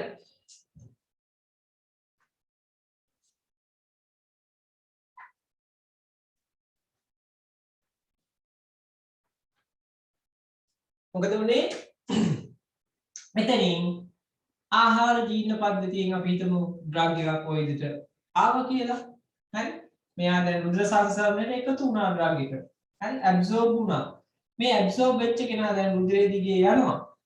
හරි? රුධිර වාහිනිය දිගේ යනවා. යනකොට මෙයාට හිතෙනවා මම මෙතන තියෙන සෛල ස්තර අතරට යන්න ඕනේ. පටකය මම ලොකු කරලා අදින්නේ. මේ චූටි පටකය ලොකු කරලා අදිනවා නේ. මේවා අතරට යන්න ඕනේ කියලා හිතෙනවා. ඉතින් තමයි මොකද කරන්නේ? මෙයා රුධිර සංසරණයෙන් නිදහස් වෙලා ගමන් කරනවා කොහෙද? මේ සෛල තියෙන හරියට හෝ මේ අන්තර් සෛලීය අවකාශය තුලට යනවා. අපි මේ අන්තර් සෛලීය අවකාශයේ නමක් කියනවා interstitial. හරි? ඉතින් මේ එන ඩ්‍රග් එක රුධිරය ඔස්සේ එන ඩ්‍රග් එක ආවේ ප්‍රෝටීන් එකක් එක්ක එකතු වෙලානේ. එයාට බායි කියලා මොකද කරන්නේ? reversibly leave the blood stream. රුධිර සංසරණය reversibly leave වෙනවා. ඒ කියන්නේ අපේ රුධිර සංසරණය එයා නැවත එන්න බලාගෙන ඉවත් වෙලා යනවා. හරි? එන්න බලාගෙන ඉවත් වෙලා යනවා. ඔන්න ඕකට කියනවා distribution කියලා. මොකද්ද? reversibly leave the blood stream and enters to the කොහෙද? interstitium or tissues or cells. සෛල වලට හරි පටක වලට හරි අන්තර් සෛලීය අවකාශයට හරි ගමන් කරනවා නැවත මෙතනට යන්න බලාගෙන. ඉතින් ඕකට කියනවා volume of distribution. හරි distribution කියලා කියනවා. distribution. මොකද්ද? පැතිරීම. ඔන්න ඉතින් ওই පැතිරීම ඔන්න ඔය කතාවෙන් තමයි පටන් ගන්නේ. මේක අපිට හරියට මනින්න පුළුවන් එකක් නෙමෙයි. මේක ඇවිල්ලා hypothetical volume එකක්. අපි උපකල්පනය කරනවා. හරි? උපකල්පනයක් කරන්නේ. මේ උපකල්පනයකින් නම් මොකද වෙන්නේ? අපි මේ volume of distribution කියන වචනෙට හරි උපකල්පනයක් විතරයි අපි ගන්න. හරිම ප්‍රමාණයක් මනින්න බෑ. හරි ප්‍රමාණයක් අපිට මනින්න බෑ. ඉතින් ඒක වැදගත් වෙනවා මොකටද? අපේ සමහර බෙහෙත් දෙනකොට හරි මේකේ දෙන්න ඕනි ප්‍රමාණය මේක මොන තැන් වලටද යන්නේ එතකොට මේක දෙන්න ඕනි මොන ලෙඩ වලටද මේ ඖෂධය හොඳ හරි කොච්චර ප්‍රමාණයකින් දෙන්න ඕනද කියලා අන්න ඒක තීරණය කරන්න මේ volume of distribution හරි වැදගත්. අයියේ මෙයා දන්නවනේ යන ප්‍රමාණය අපි තුමු මේ ඩ්‍රග් එකෙන් සාමාන්‍ය අපේ මේ තරලයෙන් 170 විතරයි මේ ඩ්‍රග් එක යන්නේ. එතකොට අපි තීරණය කරන්න පුළුවන් මෙයා යන වැත්තේ බ්‍රේන් එකට යන්නේ නැතුව නේද? මෙයා යන වැත්තේ අපේ අක්මා පටක වලට අනිකුත් පටක වලට යනවා ඇති කියලා අපිට උපකල්පනයක් ගන්න පුළුවන්. ඒ නිසා මේක වැදගත් වෙනවා කොයිතරම් දුරට මේ ඩ්‍රග් එක ඩිස්ට්‍රිබියුට් වෙනවද කියන දල අදහස ගන්න. මේක හරියටම මනින්න පුළුවන් එකක් නෙමෙයි වොලියුම් ඔෆ් ඩිස්ට්‍රිබියුෂන් එකේ. මනින්න බෑ අපිට. හරි. හැබැයි උපකල්පනයක් අනුව තමයි ඒක ගන්නෙ. ඒ නිසා ඒක වටිනවා අපිට ඩ්‍රග් එක දෙන ඩෝස් එක තීරණය කරන්න මොන ලෙඩ වලටද කොහේ ලෙඩ වලටද දෙන්න ඕනේ කියන එක තීරණය කරන්න මේක හරි වැදගත්. ඉතින් මේ වොලියුම් ඔෆ් ඩිස්ට්‍රිබියුෂන් කියන එක ඔයාලගේ ටියුට් එකට මම දාලා තියෙනවා ෆන්ඩමෙන්ටල් යටතේ මෙන්න මෙහෙම.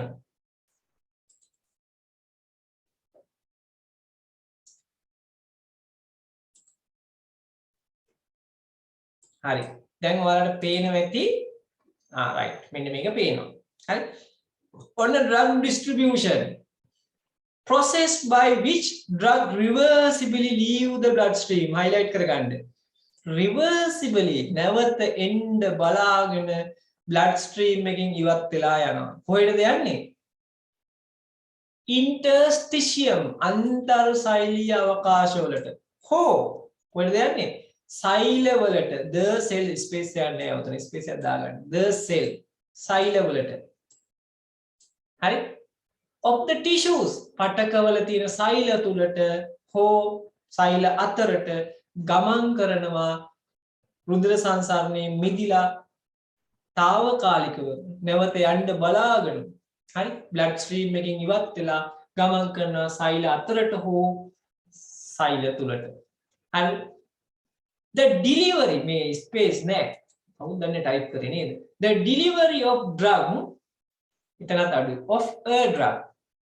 The delivery of a drug from the plasma to වරදලා සෑහෙන්නේ plasma space to space interstitium ඔයාලා space දාගන්න අපි කොහොමද දාගන්නේ මේක අතින් අදින්නේ ඉරන්න තමයි වෙන්නේ කොලේ නේද right නෑ ඔක චුට්ටක් කපලා ලියා ගන්න හරි කපන්න කියන්නේ මේ ඔක්කොම එකවර කපන්න 2 එක කපලා කාප්පය කකුලක් දාලා උඩින් 2 කියලා දාන්න හරි right interstitium primarily depend on අන්න ඔය කතාව ඒ කියන්නේ reversibly leave වෙන්න හරි ඒ කතාවට බලපාන කාරණා ටිකක් තියෙනවා මොනවාද එකක් තමයි ඒ ස්ථානයේ තියෙන රුධිර සැපයුම හරි සාමාන්‍යයෙන් brain tissues වලට හරි liver එකට හරි අක්මාවට නේද ආමාශයට ගොඩක් රුධිර සැපයුම වැඩි හරි රුධිර සැපයුම වැඩි නම් distribution එක වැඩි හරි ඕනම තැනකට යන්න පාරවල් වැඩි නම් අපේ ගමනාගමනය වැඩි. හරි? දැන් ඒකනේ නගරබද තැන්වල පාරවල් වැඩි. පාරවල් මොනවා වෙලාද? වැහිලා වාහන වලින්. හරි? හැබැයි ගම්බලට එන්නකො පාරවල් අඩුයි. හැබැයි වාහන අඩුයි. ට්‍රැෆික් අඩුයි. හරි? ඇයි? ඒ වගේ තදබදේ අඩුයි. ඒකින්ද ඩිස්ට්‍රිබියුෂන් වැඩි වෙන්නත් පාරවල් වැඩි වෙන්න ඕනේ. හරි. ඊට පස්සේ capillary permeability. මේක නම් හරි වැදගත්. පාරගම්‍යතාවය permeability. capillary කියන්නේ කේශනාලිකා. හරි. කේශනාලිකාවල පාරගම්‍යතාවය මම පෙන්නන්න. මේක ඇඟේ තනින් තැනට වෙනස්. හරි. ඔය වෙනස් වීමෙන් හින්දා drug එක distribute වෙන විදිය වෙනස්. හරිනේ? right. ඊට පස්සේ කියනවා the degree of binding of drugs to plasma protein. plasma protein වලට හරි බැඳීමේ හැකියාව හරි බැඳීමේ හැකියාව එක වගේ මොකද වෙන්නේ වෙනස් හරි සමහර ඖෂධ එක අණුවකට එක plasma protein එකකට දෙක බැගින් බැඳෙනවා හරි සමහර ඒවා ඊට වඩා වැඩි කරනවා සමහර ඒවා එකයි හරි ඊට පස්සේ relative hydrophobicity මොකද්ද hydrophobic කිව්වේ phobia කියන්නේ බය ඔයාලටත් ඔය ඉන්නේ exam phobia හරි hydro කියන්නේ ජල බීතික බව hydrophobicity drug එකක් ගොඩාක් ජල බීතිකයි නම් එයාගේ absorbency වලට ඒක ගොඩාක් වැදගත්. ඉතින් ඔය කාරණාම චුට්ටක් ගන්නම් මොකටද distribution වලට බලපාන සාධක විදියට. මොනවාද? blood flow, capillary permeability, degree of binding to drugs to plasma protein, relative hydrophobicity. හරි. right. ඔය කාරණා ටික තමයි volume of distribution වලට බලපාන. right. distribution එක මම දැන් පෙන්නන්න යන්නේ කතාව. distribution එක මෙන්න මෙහිමයි. මේකේ volume of distribution කියන වචනේ කියලා ඉන්න is the hypothetical volume of fluid into which the drug is disseminated. drug එක හරි කොයිතරම් දුරට පැතිරෙනවද කොයිතරම් පරිමාවකින් මේක පැතිරෙනවද කියලා අපි උපකල්පනයක් සංකල්පයක් විදිහට hypothesis එකක් විදිහට හරි ගන්නවා. ඒක අපි කියනවා volume of distribution කියලා. මේක හරියට මයින්ඩ් පුළුවන් එකක් නොවේ. හරි දැන් මම ඔයාලට පෙන්නන්නම් මොකද්ද? ඔයාලා බලන්න ඕනි කතාව distribution ඔන්න බලාගන්න. හරි? දැන් පේනවද මේක? පෙනේ නේද? ඔව් පෙනේ. හරි distribution දැන් මම කියලා ඉවරයි. blood stream එක leave වෙනවා. නැවත එන්න බලාගෙන reversibly හරි enter the මෙතන තියෙන intestinal කියලා මේක එහෙම කතාවක් නෙමෙයි මෙහෙම මෙතන interstitium or cell හරි tissues හරි right එතකොට බලන්න මොකද වෙන්නේ කියලා අපි සාමාන්‍යයෙන් drug එකක් දෙනවා මෙන්න මේ විදිහට distribute කරන vein එකකට දෙනවා orally ගන්න නැතුව අපි සිරාවට injection එකක් දෙනවා හරි එයා ඇඟ පුරා පැතිරෙලා අපේ රුධිර වාහිනී වලට යනවා artery වලට යනවා artery වලින් කියන්නේ ධමනි වලට යනවා ධමනි වලින් කොහෙද යන්නේ කෙනින් දෙනවා capillary වලට කේශනාලිකා වලට කේශනාලිකා වල තියෙන්නේ ඒවා තියෙන්නේ පටක වල අපේ ඉන්ද්‍රියන්ගේ තියෙනවා කේශනාලිකා මොකද කරන්නේ එයා හැම තැනටම මේ පටකය ඇතුලේ තියෙන කුඩා තැන් වලට ගෙනිහින් දෙනවා එන්ඩෝතීලියම් අන්තස්චර්මයට ගෙනිහින් දෙනවා හරි ඊට පස්සේ ඊළඟට සාමාන්‍යයෙන් අපි ඕරලි ගන්න එකක් ගත්තාම GI tract එකේ දිය වෙලා හරි සෛල වලට හරි ගමන් කරනවා ඕක තමයි සරල කතාව ඕක තමයි සාමාන්‍ය drug එකක් යන විදිය හැබැයි මතක තියාගන්න මෙහෙම බලපාන සාධක කීපයක් තියෙනවා මොනවාද right factors influence to the drug distribution drug එක distribute වෙන්න බලපාන සාධක ඉස්සෙල්ලා අපි කියවනේ blood flow අපි බලමු blood flow එක කොහොමද කියලා brain liver kidney receives large amount of blood compared to skin and intestine skin එකට intestine එකට සාපේක්ෂව මේ තැන් වලට මොකද වෙන්නේ වැඩි රුධිර පරිමාවක් ගෙනිහින් දෙනවා හරිනේ ඔන්න ඒක පළවෙනි කතාව දෙවෙනි කතාව the entry of drug molecules will be greater to the organs getting larger share of the cardiac output organs වලට වැඩි ප්‍රතිශතයක් රුධිරය ගෙනිහින් දෙනවා විශේෂයෙන් අපි වකු ගඩුවට 120ක් එකවර ගෙනිහින් දෙනවා එක හෘද ස්පන්දනයකදී ලීටර් 5ක් පිට කරනවා නම් ඒකේ ලීටර් එකක් ගෙනිහින් දෙනවා වකු ගඩුවට කොහොමද වැඩි ඒ තරම් ඕගන් වලට රුධිර සැපයීම වැඩි කරනවා heart එක විසින් හරි right ඊට පස්සේ blood flow is impaired අන්න blood flow එක අඩු වෙනවා මෙන්න මේ හේතුවින්ද මොනවාද the distribution of drug is slow හරි ඒ කියන්නේ flow එක අඩු වෙන්න distribution එක අඩු වෙන හේතුව තමයි මොකද වෙන්නේ heart එක failure වෙලා තියෙන කට්ටියගේ cardiac failure වෙලා තියෙන කට්ටිය distribution අඩුයි අයියේ රුධිරය ඔස්සේ drug එක යන්නේ මොන අඩු වෙනවා shock වෙලා ඉන්න කට්ටියගේ cardiac shock එකක් තියෙන කට්ටියගේ heart එක දැන් වැඩ කරන්නේ නැහැ හරියට අන්න ඒ කට්ටියගේ distribution අඩුයි ඔන්න එනම් blood flow එක බලපාන විදිය ඊළඟ තමයි capillary permeability right capillary permeability capillaries in the organs have slit junction ඔන්න දැන් මම පෙන්නන්න යන්නේ මෙන්න මේක හොඳට බලා ගන්න අපේ brain එකට යන විශේෂ brain වලට යන රුධිර වාහිනී විශේෂයෙන් තියෙනවා මෙන්න මෙහෙම එකක් ඔන්න මෙන්න මේක හොඳට බලා ගන්න පේනවාද කියලා කියන්න මම මේක right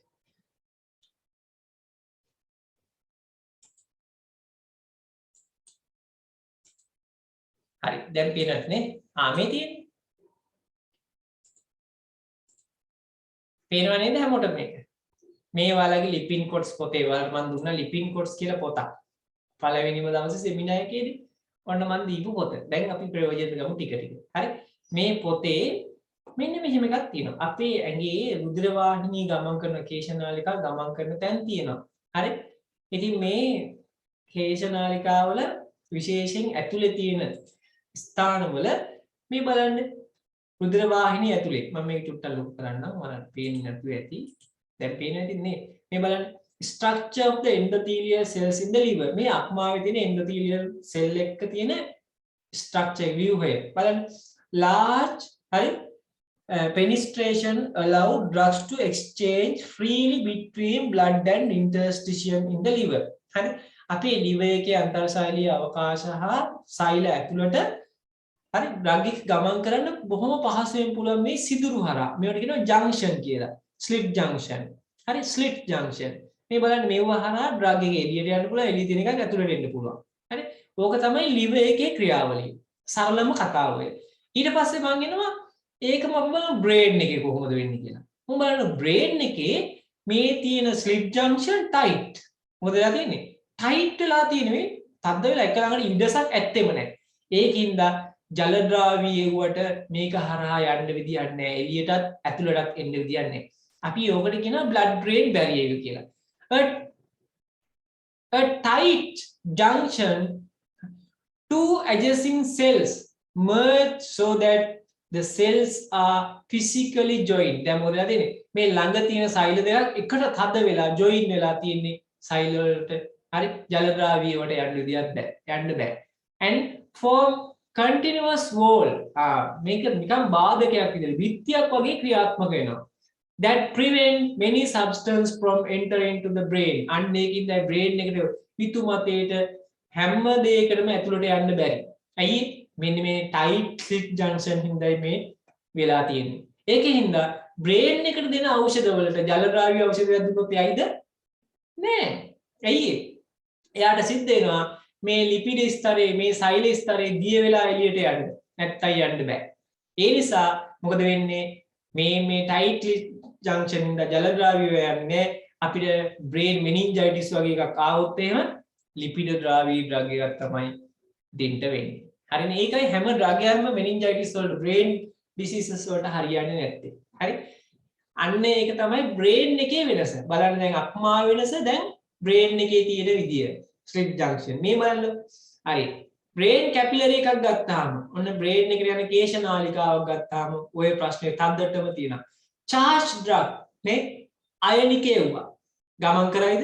ඉස්සෙල්ලා මම කිව්වා charged ඒවා අයනික ඒවාට යන්න දෙන්නේ නැහැ. lipid soluble ඒවාට යන්න දෙනවා. ආය යන්න දෙන්නේ කාටද? carrier mediator protein වලින් මොනවා කරන්නද? ඇදලා ශක්තිය වැය කරමින් brain එකට ගෙනින් දෙන්න පුළුවන්. ඔය ක්‍රම දෙකට විතරයි යන්න පුළුවන්නේ මොනවාද? brain එකේ ලෙඩක් ආවොත් ඒකට දෙන drug එකකට. මොනවාද? lipid soluble drugs වලට සහ ශක්තිය වැය කරමින් active transport එක ක්‍රියාත්මක කරන ඒවාට විතරයි යන්න පුළුවන්. හේතුව මොකද්ද? slip junction හින්දායි ඒක වෙලා තියෙන්නේ. හරිනේ? ඒකෙන්ද brain එකට අපේ විශේෂ ආරක්ෂාවක් දීලා තියෙනවා ස්වභාවිකවම ඔන්න ඔය தත්ත්වය ඇති කරලා. ඉතින් distribution වලදී මේ කතාව වැදගත්. capillary එක permeability නැත්නම් පාරගම්‍යතාවය වෙනස් අපේ ඇඟේ විවිධ තැන්වල. හරි? brain එකේ ඒක විශේෂයි. brain එකේ පාරගම්‍යතාව ගොඩක් අඩුයි. හැබැයි liver cell එක ඒ පාරගම්‍යතාව ගොඩක් වැඩි. මේකට ඕනම දෙයකට එහා මෙහා ගමන් කිරීමේ හැකියාව තියෙනවා. ඇයි ඒකට හේතුව? slip junction tight නැහැ. හැබැයි brain capillaries වල tight. හරි? ඔන්න ඔය කතාව හරි වැදගත්. ඒකින්ද අපි මෙන්න මෙතන පොඩි නෝට් එකක් දානවා. ඔතනද? පළවෙනි ටියුට් එකේ drug distribution කියන තැන දාගන්න capillary permeability කියන තැන ලියාගන්න මෙහෙම. හරි? brain capillaries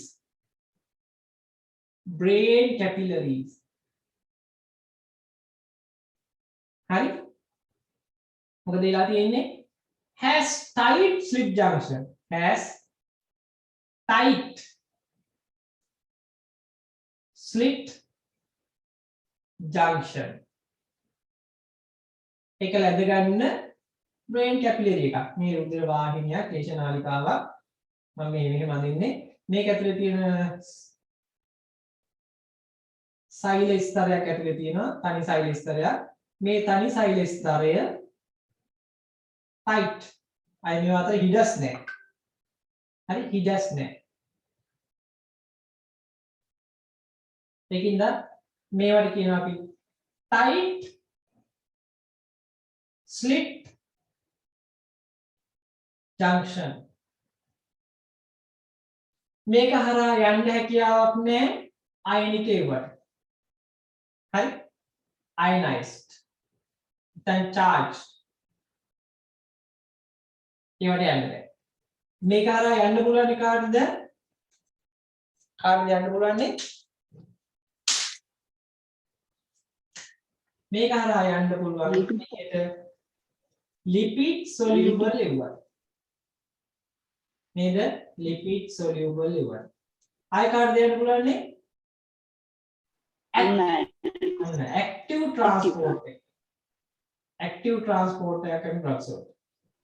ශක්තිය වැය කරලා අන්න ශක්තිය වැය කරමින් යන්න පුළුවන් වල විතරයි. ඒ නිසා අපේ තැනින් තැන capillary permeability වෙනස්. ඒ නිසා මතක තියාගන්න එකක් තමයි distribution වලට බලපාන සාධක මොනවද කියලා අහුවොත් දෙන්න ඇටි හැලෙන්න කොහොමද? කොහොමද දෙන්නද? ගල කරන් ගන්න එහෙමද නෑ. මම කියන්නේ පළවෙනි එකක් තමයි අදාළ ස්ථානයේ තියෙන රුධිර සැපයුම blood flow to the site හරි. ඊට පස්සේ එතන තියෙන capillary permeability ගැන කියද්දි වල කියන්නේ liver cell වල tight slip junction නැහැ. හරි. හැබැයි brain එකේ තියෙනවා brain capillaries වල tight slip junction. ඒකින්ද එතන යන්න පුළුවන් නේ මොනවාද lipid soluble වලට සහ protein නැත්නම් active transport කරන්න පුළුවන් drugs වලට පමණයි. හරි ඔය කතාව කියන්නේ. මාළු දෙන්නේ සරලව මතක තියාගන්න. හරි. right. ඔන්න අපි එතනදි කිව්වා කාරණා දෙකක්. blood flow එක capillary permeability. right. ඔයාලට තව එකක් දීලා තියෙන නේද එතන? මොකක්ද දීලා තියෙන්නේ?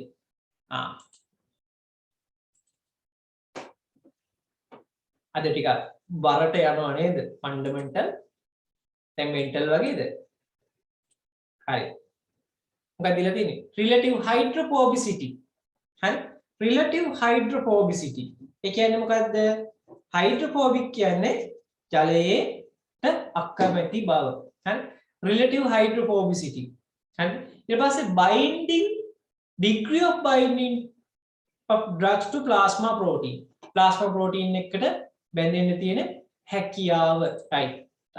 අපි යන් එහෙනම් ඕක මොකක්ද මේ කියන්නේ කියලා. මොන බලන්න. sorry.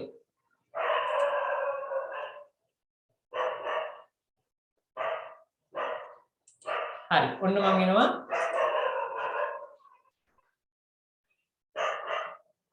right. හරි. ඕම් බලා ගන්නකො. right. ඕන උත්තර තමයි අපි ආවේ. හරිද?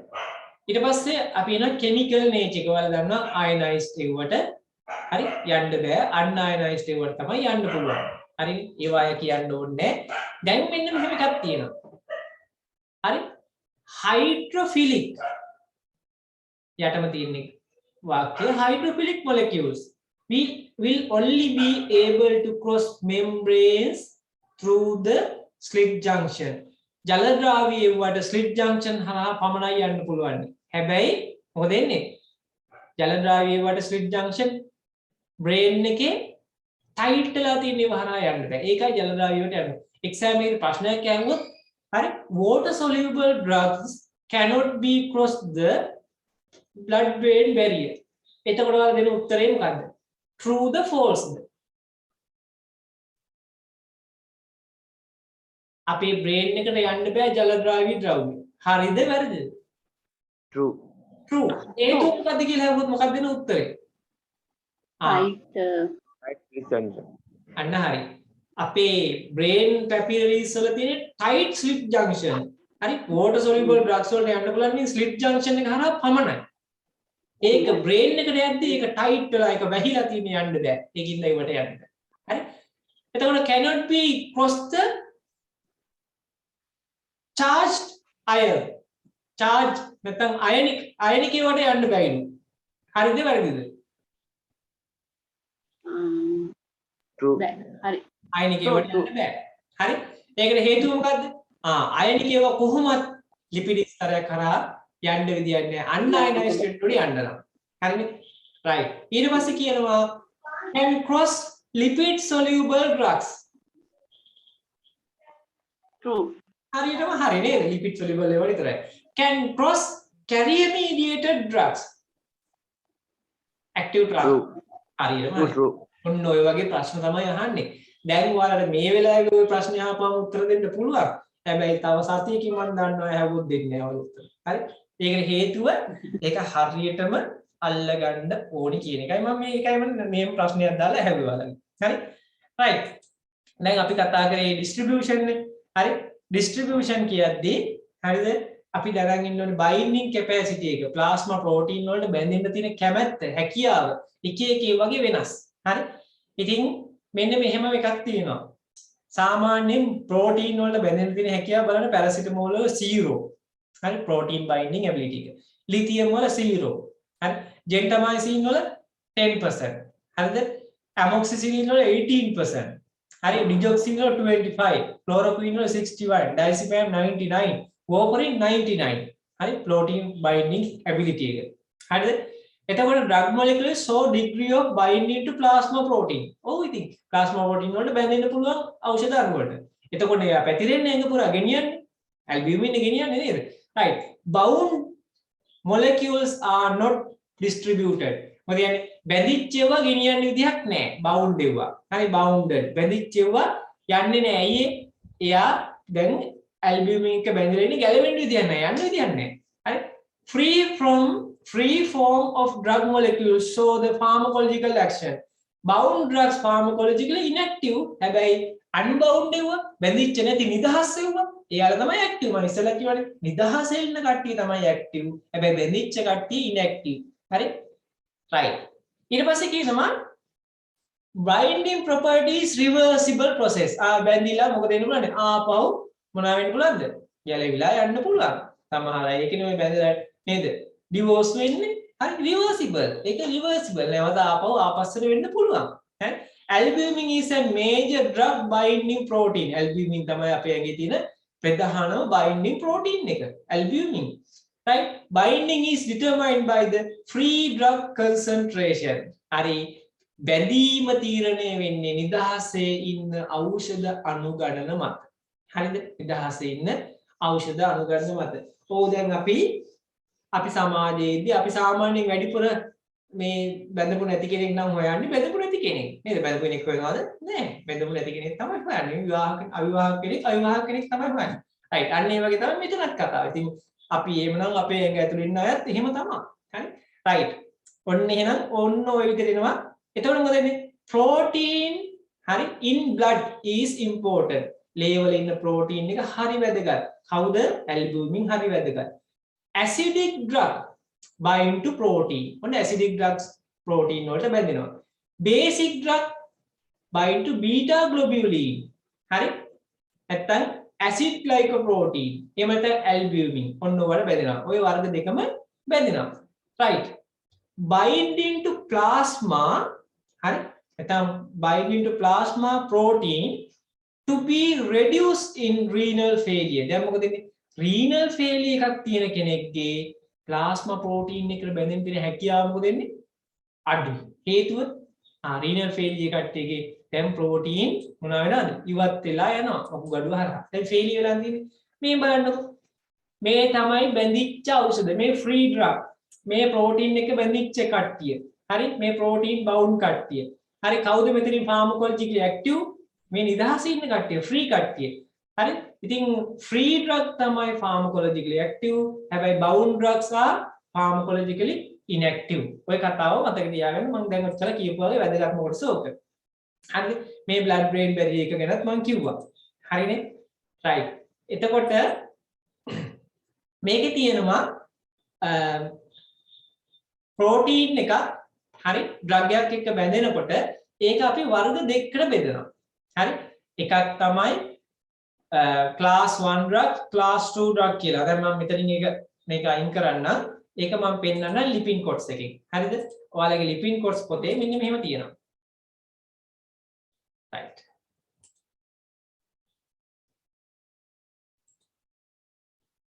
හරි. දැන් පේනවද ඔයාලට මේක? මේ තමයි ඔයාලගේ ලිපින් කොටස් පොත. හරි? මේ පොතේ අපි එනවා මෙන්න මේ කොටසට. capillary permeability. right. මම මේ volume of distribution මේ තමයි අපේ ඇඟේ තියෙන fluid, තරලය, ප්ලාස්මාව තියෙනවා, interstitium එක තියෙනවා. හරි? ඒ කියන්නේ අන්තර්ශෛලීය අවකාශයේ තියෙන පරිමාව, ඊට පස්සේ ශෛලය ඇතුලේ තියෙන පරිමාව ඔක්කොම ලීටර් 42යි. හරි? ඉතින් ඔයගේ ලීටර් 42කින් හරිද? intracellular volume එක ලීටර් 28ක්. ශෛලය ඇතුලේ තියෙන පරිමාව 28යි. හරි? extracellular ශෛලයෙන් පිට තියෙන පරිමාව ලීටර් 14යි. හරිද? ඉතින් මේකෙන් interstitial volume එක. ඒ කියන්නේ සෛල අතර පරිමාව ලීටර් 10යි. ඊට පස්සේ ප්ලාස්මා වොලියුම් එක ලීටර් 4යි. ඉතින් ඕක තමයි අපි ඔය volume of distribution කියලා මේක පැතිරෙන පරිමාව ඔන්න ඕකෙන් තමයි උපකල්පනය කරන්නේ. මේකට මෙච්චර වෙනවද මේකට මෙච්චර වෙනවද මේ කියලා අපි ඉගෙන ගන්න. ඔන්න ඕක තමයි. හරි. ඉතින් ඕක අපිට ඉගෙන ගන්න නැහැ. ඒක B farm level එකේ තියෙනවා. හැබැයි දැනට ඔහොම මතක තියාගන්න මෙන්න මේක සංකල්පයක් කියන මතක තියාගන්න. හරිද? right. දැන් මට ඕනේ ඔයාලට මෙන්න මේ කොටස පෙන්වන්න.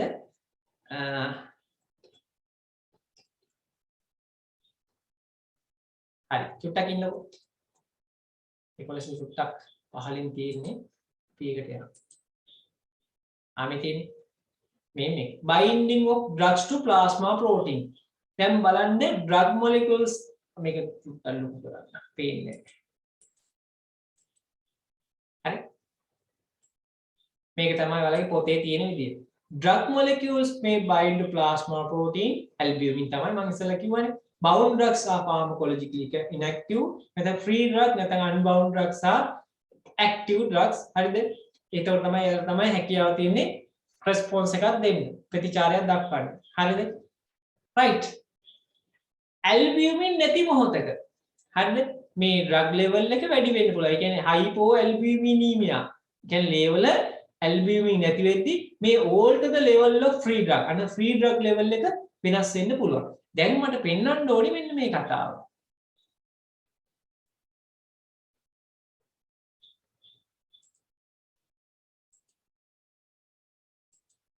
right. මෙන්න මේ class 1 සහ class 2 කියලා drugs වර්ග දෙකක් තියෙනවා. හොඳට මේක තේරුම් ගන්න. class 1 සහ class 2 කියලා drugs දෙකක් තියෙනවා. ඒකට හේතුව තමයි drug එක binding capacity එක වෙනස් වෙනවා. හරිද? එක්ක වැඩි වෙනවා එක්ක අඩු වෙනවා. reversible මේක. නැවත යථාර්ථයට මත ගැලවිලා අයින් වෙන්න පුළුවන්. reversible and may show low or high capacity. වැඩි හෝ අඩු capacity එකක් තියෙනවා. හරිද? එතකොට මේක කියනවා මොකද්ද? සාමාන්‍යයෙන් අපිට විවිධ capacity වලින් මේක බැඳෙන්න පුළුවන්. albumin has the strongest affinity. albumin වල තමයි වැඩිම affinity එක කැමැත්තක් තියෙන්නේ. මොනවා බැඳෙන්නද? anionic නැත්නම් weak acid බැඳෙන්න කැමැත්ත තියෙනවා. හරිද? ඒ වගේම hydrophobic drugs ජල බීජ ජලයට අකමැති කට්ටිය වැඩිපුර බැඳෙන්නේ කාටද? ගිහිල්ලා albumin තමයි බැඳෙන්නේ. හරි? albumin ට වැඩිපුර බැඳෙනවා. එතකොට මෙහෙම එකක් තියෙනවා. most hydrophilic drugs and neutral drugs do not bound to albumin. ජලයට කැමති ඒවා සහ උදාසීන ඒවා neutrophilic. හරි? ඒවා මොකද වෙන්නේ? මේවට බැඳෙන්නේ නැහැ. ඒ නිසා දැන් අපි මේ කතා කරන්න යන්නේ මොනවද? hydrophobic anionic නැත්නම් weak acid drug එකක් කොහොමද බැඳෙන්නේ කියලා ඒක වර්ග කරනවා class 1 සහ class 2 කියලා drug දෙකක්. හරි? බලන්න class 1 drugs වල මොකද වෙන්නේ? class 1 drug වල ඔයාලට මේක හොඳට පේනවා ඇති. most drug molecules are bound to albumin and concentration of free drug is low. දැන් බලන්න albumin වලට බැඳලා තියෙන සියලුම ඖෂධ අණු එළි එකක්වත් තියෙනවද? නැහැ. albumin තමයි මෙතන වැඩිපුර තියෙන්නේ. drug අණුව බැඳලා තියෙන්නේ. අනේ drug අණු තුනක් තියෙනවා. ඒ තුනම ගිහලා බැඳලා තියෙනවා. හරි? ඔන්න class 1 drug එක. class 1 drug එකේ මොකද වෙන්නේ? dose එක අඩුයි. මාත්‍රාව අඩුයි. ඒ කියන්නේ ඖෂධ අණු ගන්න අඩුයි. හැබැයි මොනවද වැඩිලා තියෙන්නේ? albumin ප්‍රමාණය වැඩි. ඔන්න class 2 drug එක බලන්න. class 2 drug එක. දැන් අරක අමතක කරන්න. class 2 drug එකේදී මොකද වෙන්නේ? most albumin molecules contain bound drug. දැන් මෙතන dose එක great. හරි dose එක වැඩි මාත්‍රාව drug එකේ අණු ප්‍රමාණය වැඩි. හැබැයි albumin අණු ගන්න අඩුයි මෙතනදී. බලන්න drug එකේ අණු ගොඩාක් තියෙනවා. albumin අණු අඩුවෙන් තියෙන්නේ. එතකොට මොකද වෙලා තියෙන්නේ? මේ හැම albumin අණුවකටම drug එක ගිහිල්ලා බැඳිලා. හරිනේ වැඩි? වැඩිපුරක් තියෙනවා. ඒව free drug.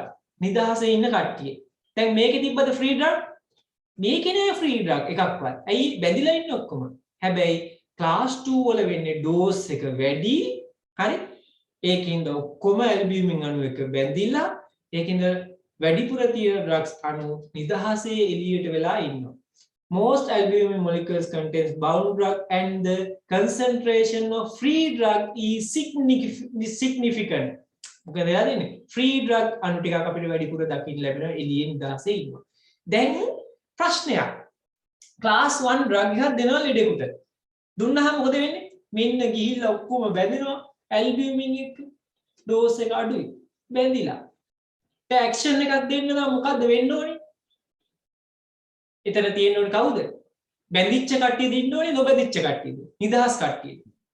action එක free drug ඉන්න ඕනේ. දැන් මේ class 1 drugs වල free වෙන්න විදිහක් නැහැ. ඇයි? albumin ඇවිල්ලා ඔක්කොම අල්ල ගන්නවා. අර කියන්නේ හිටපු ගමන් නේද? පිරිමි එක්කෙනෙකුට ස්ත්‍රීන් 8ක් පරිමාව කියලා නේද ලංකාවේ? ඒ වගේ මෙන්න මෙතන වෙලා. දැන් මෙතන එහෙම නැහැ. ඒකේ අනිත් පැත්ත. හරි? drug එක ගන්න වැඩි. දැන් මොකද කරන්නේ? class 1 drug එකක් upset නම් අපි දුන්නට action එක දෙන්නේ නැත්නම් අපිට පොඩි trick එකක් තියෙනවා කරන්න. මොකද කරන්න පුළුවන්ද? class 1 drug එකක් තියෙන එයාගේ action එක දෙන්නේ නැත්නම් උදාහරණයක් diabetic කට්ටියට හරි tolbutamide කියන ඖෂධය අපි දෙනවා. දුන්නට action එක දෙන්නේ මාර වැඩි. එයා class 1 drug එකක්. අපි මොකද කරන්න ඕනේ? අපි උතන දානවා class 2 කෙනෙක්. හරි ඒකත් එක්ක දෙනවා එකට class 2 කෙනෙක්. මොනවා වෙයිද? අනේ albumin ගිහිල්ලා මොකද කරන්නේ? class 1 කට්ටිය නිදහස් කරලා දාලා class 2 කට්ටිය අල්ල ගන්නවා. හරි class 1 කට්ටිය නිදහස් කරලා දාලා class 2 කට්ටිය අල්ල ගන්නවා. හරි එතකොට මොකද වෙන්නේ? class 1 drug එකේ free iron නැත්නම් free drug concentration එක වැඩි වෙනවා. ඔන්න action එක දෙනවා. හරි tolbutamide එක්ක අපි දෙනවා sulfonamide කියලා antibiotic එකක් දෙනවා. cotrimoxazole එකක් දෙනවා. දුන්නාම මොකද වෙන්නේ? tolbutamide නිදහස් වෙලා sulfonamide ගිහිල්ලා බැඳෙනවා මේවත් එක්ක. බැඳුනහම tolbutamide වල effect එක superior ට දෙනවා. හරි? බලන්න displacement of class 1 drug occurs when class 2 drug is administered simultaneously. හරි class 1 එකක් එක class 2 එකක් දීපු ගමන් class 1 එක නිදහස් කරනවා. නිදහස් කරපු ගමන් මොකද වෙන්නේ? අන්න class 1 එකේ free drug ප්‍රමාණය වැඩි action එක දෙන්න පටන් ගන්නවා. ඕක ඉතින් අපි කියන්න ඕනේ කොහොමද? අපෙන් අහයි මෙහෙම එකක්.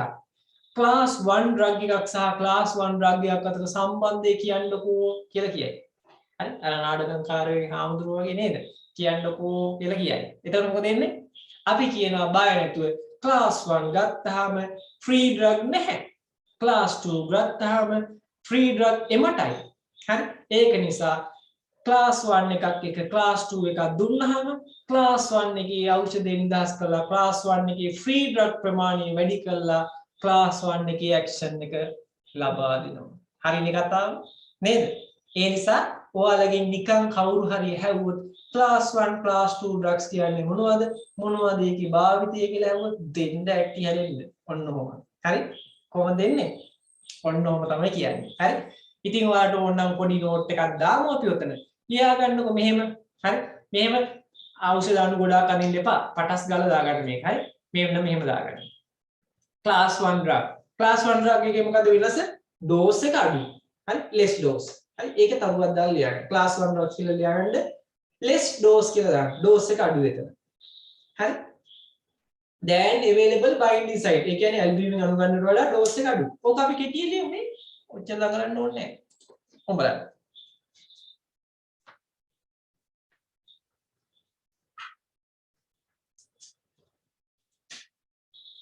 class 1 හරි drug එකේ dose එක අඩුයි albumin අඩු ගන්න.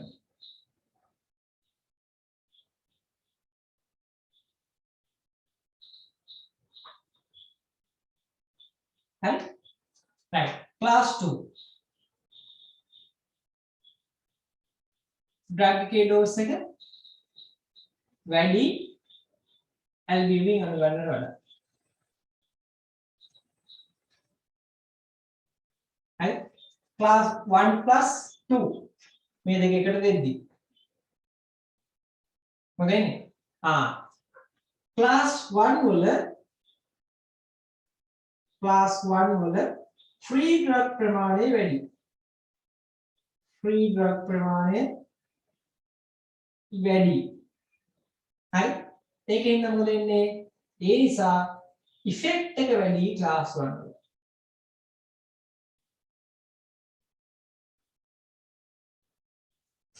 හරිනේ? හරි. දැන් අවුලක් නෑ අපිට. හරි. ඔච්චරයි. මහ ලොකු දෙයක් නෑ ඔගේ හිතන්න. හරි. අවසාන කතාව මම කියන්න ඕනේ ඒ හා සම්බන්ධ. ඒක අපි ඉස්සෙල්ලා චුට්ටි නෝට් එකක් එතනින් ලියමු. මේක දැන් ඔයාලා දාගත්තද? හරිද?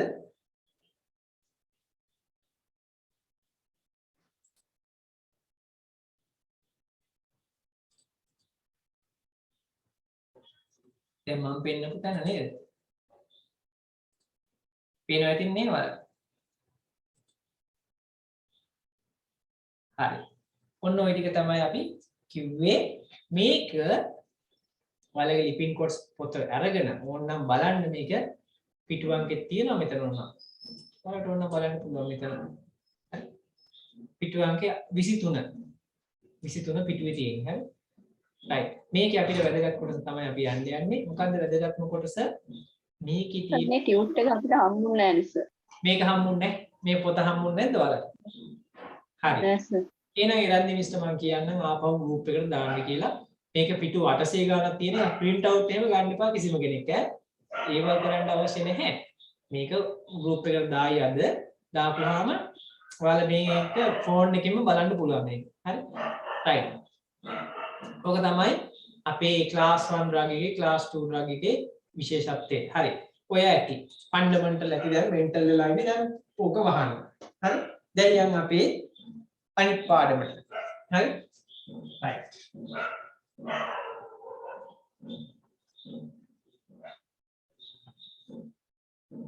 හරි.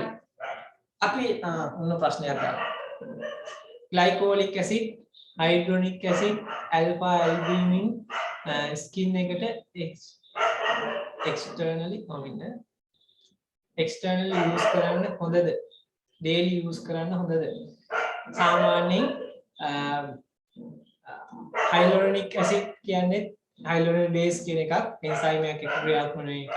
හරි.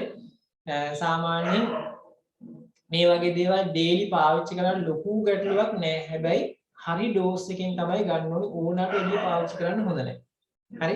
මේවා පාවිච්චි කරනකොට ඒ අදාළ ඩෝස් එකම තමයි ගන්න. සමහරට දවසට එකපාරක් නැත්නම් දවසට දෙපාරක් එහෙම ඇප්ලයි කරන්න කියනවා ඇති.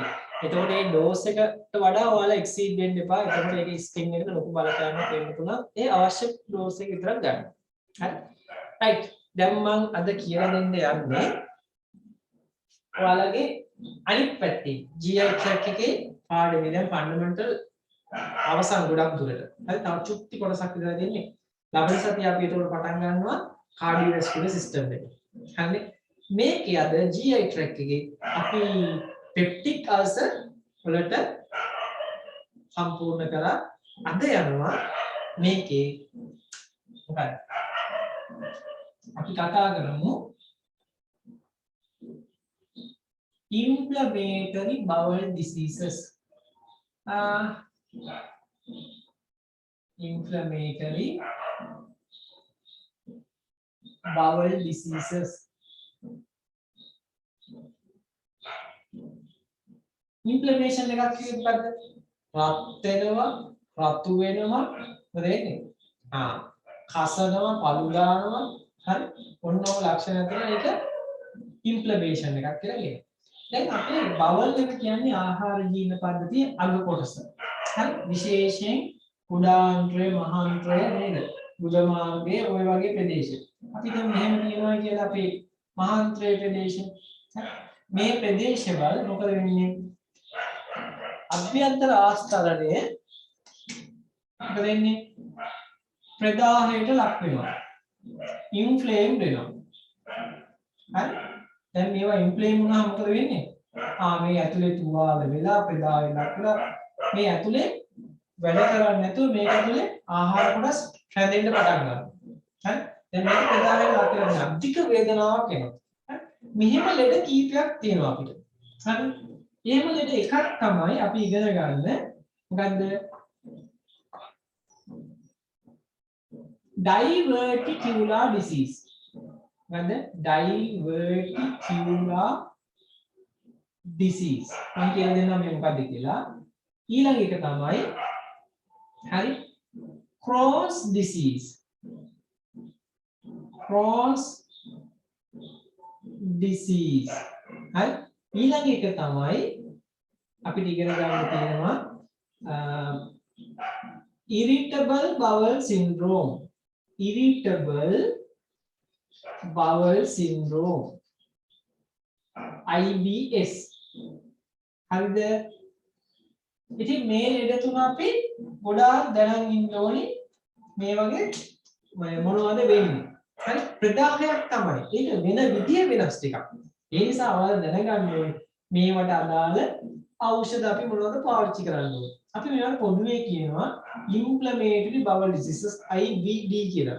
හරි ඒ අතර අපි තුනක් ඉගෙන ගන්නවා. diverticular disease, Crohn's disease, irritable bowel syndrome. හරි අපි ඔකින් එක එක චුට්ටක් බලන ගමන් අපි නෝට් එක හදාගමු. right.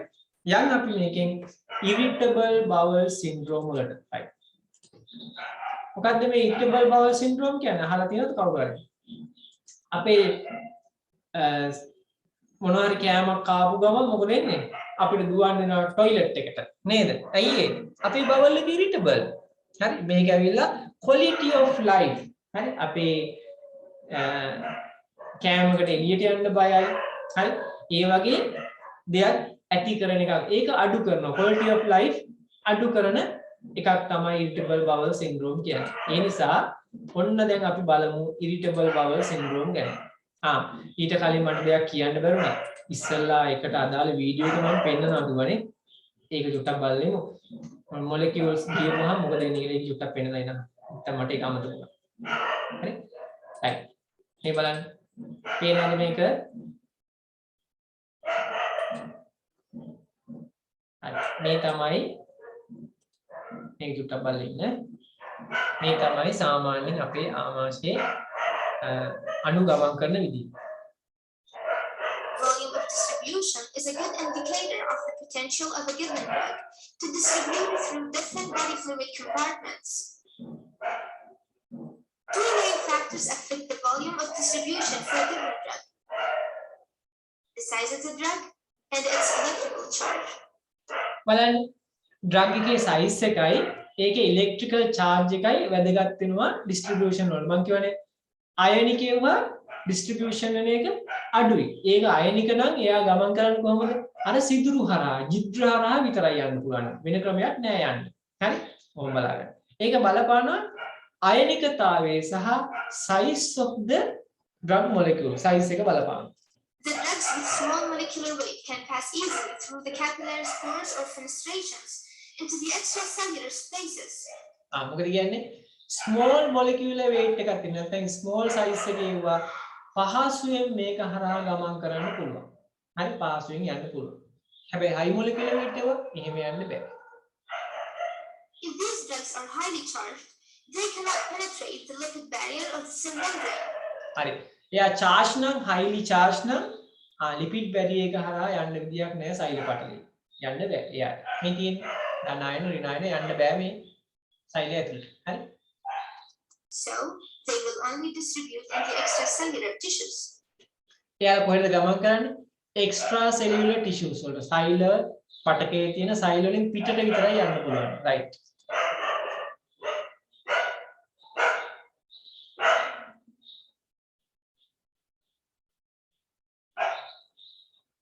If the small drugs are non-charged or non-polar, they can easily penetrate the cell membranes. මොකද කියන්නේ? කුඩා අණු non polar මේ කහපාටින් වෙන non polar බොහොම පහසුවෙන් සෛල පටලය හරහා සෛල ඇතුළට යනවා. And accumulate intracellularly.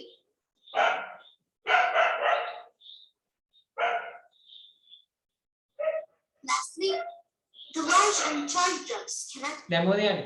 large and charged drugs විශාල සහ අයනික ඒවට යන්න බෑ නේද? diffuse through the capillary's fenestrations. Therefore, they stay in the capillaries where they exert their effects. මොකද කියන්නේ? ඒ ලොකු ඒවට යන්න බෑ ඒවා කැපිලරි ඇතුළෙම තියෙනවා. Volume of distribution, abbreviated as VD, is calculated by dividing the amount of drug introduced into the body over the concentration of the drug in the plasma. right අපි volume of distribution මනින ක්‍රමය. හරි? ඒ තමයි අපි අපේ ඇඟට දීපු drug එකේ ප්‍රමාණය. හරි? ඒකට සාපේක්ෂව ලේ වලට කොච්චර ගියාද කියලා අපි මොකදන්නේ? අනුපාතයක් ගන්නවා. ඒ කියන්නේ දීපු ප්‍රමාණය බෙදනවා ගියපු ප්‍රමාණය. ඒක වැඩි කරන්නත් තියෙනවා.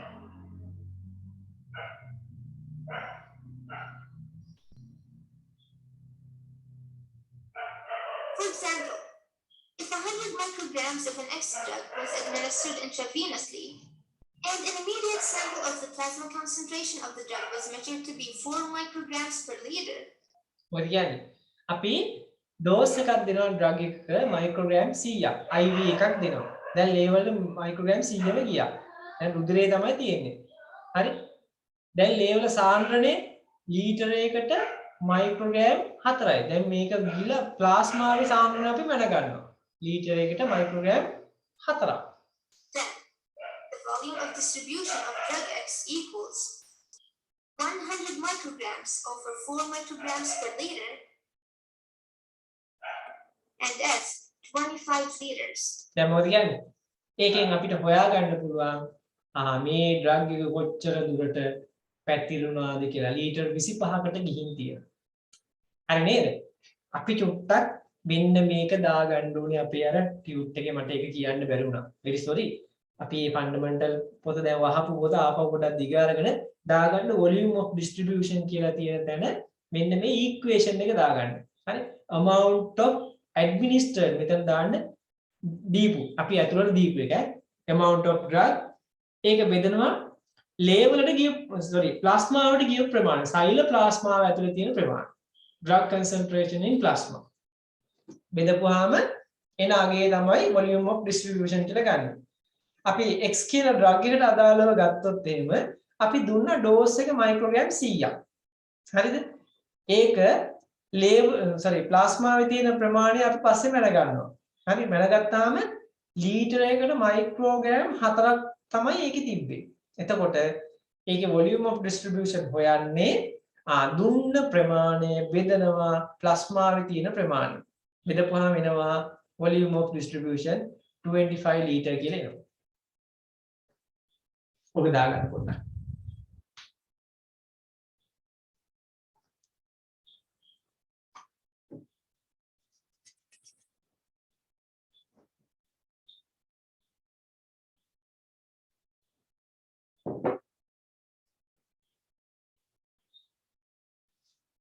හරි නේද? right.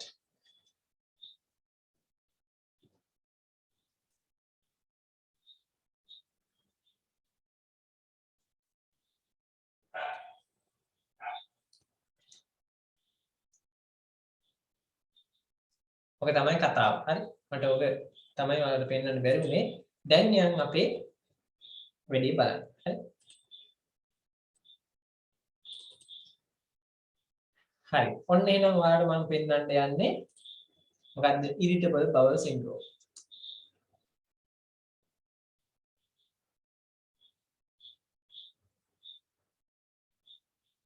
Irritable bowel syndrome, or IBS, is a chronic condition affecting your large intestine. මේක chronic condition එකක්. දිගු කල් පවතින එකක්. හරි? ඔයාලට සමහර විට ඇති. චුට්ටක් හොයලා බලන්න මේක මෙහෙමද කියලා. මේ කොහෙද බලපාන්නේ? large intestine එකට. හරි? right. ඔයාලා ඔය මේවා කරන ගමන් අර ඉස්සලා ලියුවනේ අපි irritable bowel syndrome කියලා. ඒක ඉස්සරහ ලියාගන්න in large intestine මහන්ත්‍රේ තමයි මේක වෙන්නේ. හරි? right. Your large intestine, also known as your colon, includes the cecum, ascending colon, transverse colon, descending colon, sigmoid colon, ඔයාලට මතක ඇති ඒ level වලදී මහන්ත්‍රයේ තියෙනවා උණ්ඩුක පුච්චේ නේද? ascending colon, transverse colon, descending colon, හරි sigmoid colon එක, rectum එක. ඕක තමයි මහන්ත්‍රයට අදාළ කොටස් ටික නේද? ඉතින් මේ ටික තමයි අපි මේ ලෙඩේදී කතා කරන්නේ. rectum, and anal canal. The muscular wall of your colon ඔයාලා මතක තියාගන්න මේ ඔයාලගේ තියෙන ආහාර ජීර්ණ පද්ධතියේ මේ පේශි, සිනිඳු පේශි සංකෝචනය වෙන්නේ රටාවකට. සංකෝචනය ඉහිල්වීම, සංකෝචනය ඉහිල්. මේව සංකෝචන සහ ඉහිල්වීම වෙන හින්දා ආහාර කොටස් මෙහෙම තල්ලු කරලා පල්ලෙහාට යවනවා. contracts in a rhythmic fashion called peristalsis to move the intestinal contents toward your rectum. As it contracts, your colon absorbs water and nutrients from partially digested food. මොකද සංකෝචනය වෙනකොට ජලය සහ පෝෂක උරා ගන්නවා අපේ ඇඟට. Moving through it, waste material called stool is stored in the rectum until it is expelled through the anus as a bowel movement. මලපා ගුද මාර්ගයේ වැදිලා අවසානයේදී අපි টয়ලට් යනකොට ඒවා ඉවත් වෙලා යනවා. With IBS, the muscular contractions of your colon are abnormal. මොකද IBS එකේදී irritable bowel syndrome වලදී මේ muscular wall එකේ සංකෝචනය abnormal, normal නෙමෙයි. normal කෙනාගේ මොකදනේ සංකෝචනය ඉහිල්ලීම එක රිද්ම එකකට සිද්ධ වෙනවා. හැබැයි මෙහෙම කෙනෙක්ගේ ඒක abnormal, අසාමාන්‍යයි. බලන්න In some cases, සමහර වෙලාවලදී ඒක වේගෙන් සිද්ධ වෙනවා, සමහර වෙලාවලදී ඒක හිමින් සිද්ධ වෙනවා. බලන්න මොකද වෙන්නේ කියලා. contractions may cause food to move too quickly. මෙයා වේගෙන් තියෙන ආහාර කොටස් යනවා එළියට. යනකොට මොකද වෙන්නේ? උරා ගන්න ජලයේ පෝෂක උරා ගන්න වැඩි වෙලාවක් නැතුව යනවා. ඒ නිසා ඔන්න ගැටලුව මතුවෙනවා. මොකද්ද ගැටලුව? වැඩි වෙලාවක් නැති වෙනකොට අන්න අපිට මොන වගේ ප්‍රශ්නයක් දෙන්නේ? වේගෙන් ජලය සහ පෝෂක කොටස් සහ මල පහ කොටස් යනවා. ඔන්න පාචනය එනවා. ඩයරි එකක් එනවා. As a result, your colon does not have enough time to absorb most of the water from your food. This condition leads to a watery stool and diarrhea. Watery stool. සමහර In other අයගේ cases, මොකද වෙන්නේ? සමහර අයගේ මේක හිමින් සිද්ධ වෙන්නේ. අර ඉස්සෙල්ලා කියපු වේගයෙන් වෙන එක වලට අත්දැකලා ඇති සමහර සම්බෝල හිම කාපුවාම උදේට නේද? මොකද වෙන්නේ? ඔය විදියට වේගයෙන් සංකෝචන සහ හිල්වීම වෙනවා. දැන් මොකද වෙන්නේ? ඔන්න ඩයරි එකක් එනවා. ඒකට තමයි අර වේගින් දුවන්නේ. අන්න ඒ කට්ටිය තමයි බය කෑමකට එළියට යන්නේ. quality of life එක අඩු වෙනවා. the contractions may cause food to move too slowly. As a result, your colon absorbs too much water from your food. This condition leads to a hardened stool and constipation. It is ඒ මොනාම හිමින් තමයි යන්නේ. ඒකින්ද ඝන මල පහ පිට වෙනවා. ඔන්න මල බද්දේ එනවා. හරිනේ වෙන්නේ මල බද්දේ. unclear why your colon contracts abnormally. However, if you have IBS, your colon may be more sensitive to certain factors such as stress that seem not to affect most people. සමහර අයට ස්ට්‍රෙස් එක වැඩි වෙද්දි IBS වැඩි වෙනවා. හරි? Other symptoms of IBS include abdominal pain and discomfort, bloating, gas, මොකද කියන්නේ? මෙන්න IBS වල ලක්ෂණ. අර අතනින් ලියාගමු වෙනවා අපි abdominal pain උදරයේ වේදනාව. ඒ වගේම උදරයේ අපහසුතාවය discomfort. bloating කියන්නේ බඩ පිපෙනවා. බඩ පිපෙනවා. gas form වෙලා පිපෙනවා බඩ. පිම්බෙනවා. ඊට පස්සේ gas හැදෙනවා. බඩේ gas හැදෙනවා. දාගන්න abdominal pain and discomfort, bloating, gas. වැඩි හැලී එපා අපිට. and cramping. cramping කියන්නේ මස් පිඩු පෙරලෙන්න පටන් ගන්නවා. cramping. You can manage your IBS symptoms through a combination of dietary habit changes, stress management, and medications. අපිට ඉතින් මේක පාලනය කරන්න පුළුවන් කොහොමද? අපි ගන්න ආහාර dietary changes කරන්න පුළුවන්. ආහාර පාලනය කරන්න පුළුවන්. stress management කරන්න පුළුවන්. භාවනා ක්‍රම, යෝගා ක්‍රම ඔය වගේ දේවල් කරන්න පුළුවන්. medication පාවිච්චි කරන්න පුළුවන්. අපි මේකෙදි ඉගෙන ගන්න medication ගැන. හරි? right. ඔය ටික තමයි ඔයාලට මේකේ ගැන කියන්න තියෙන්නේ. ඊළඟ ලෙඩේ ගැන චට්ටක් ගාලා අපි බලමු. හරිද? එතකොට අපිට පුළුවන් ටක් ගාලා මේකේ ඉතිරි ටික කරා යන්න. කොහොම බලන්නකෝ. ඊළඟ ලෙඩේත් මම කියන්නම් ඔහොමම diverticular disease. ඔයාලා තියෙනවා diverticular ගැන. diverticular කියන්නේ මොකද්ද? මල ෆෝන් එකේ තියෙන divert වෙනවා කියලා. diverticular. හරි diverticular එකක් තමයි මේ තියෙන්නේ. right. ඔන්නවලට මම පෙන්නන්න යන්නේ. Hi, this is Dr. Joe Galani. We'll be talking about right. ඒකත් බලමු අපි.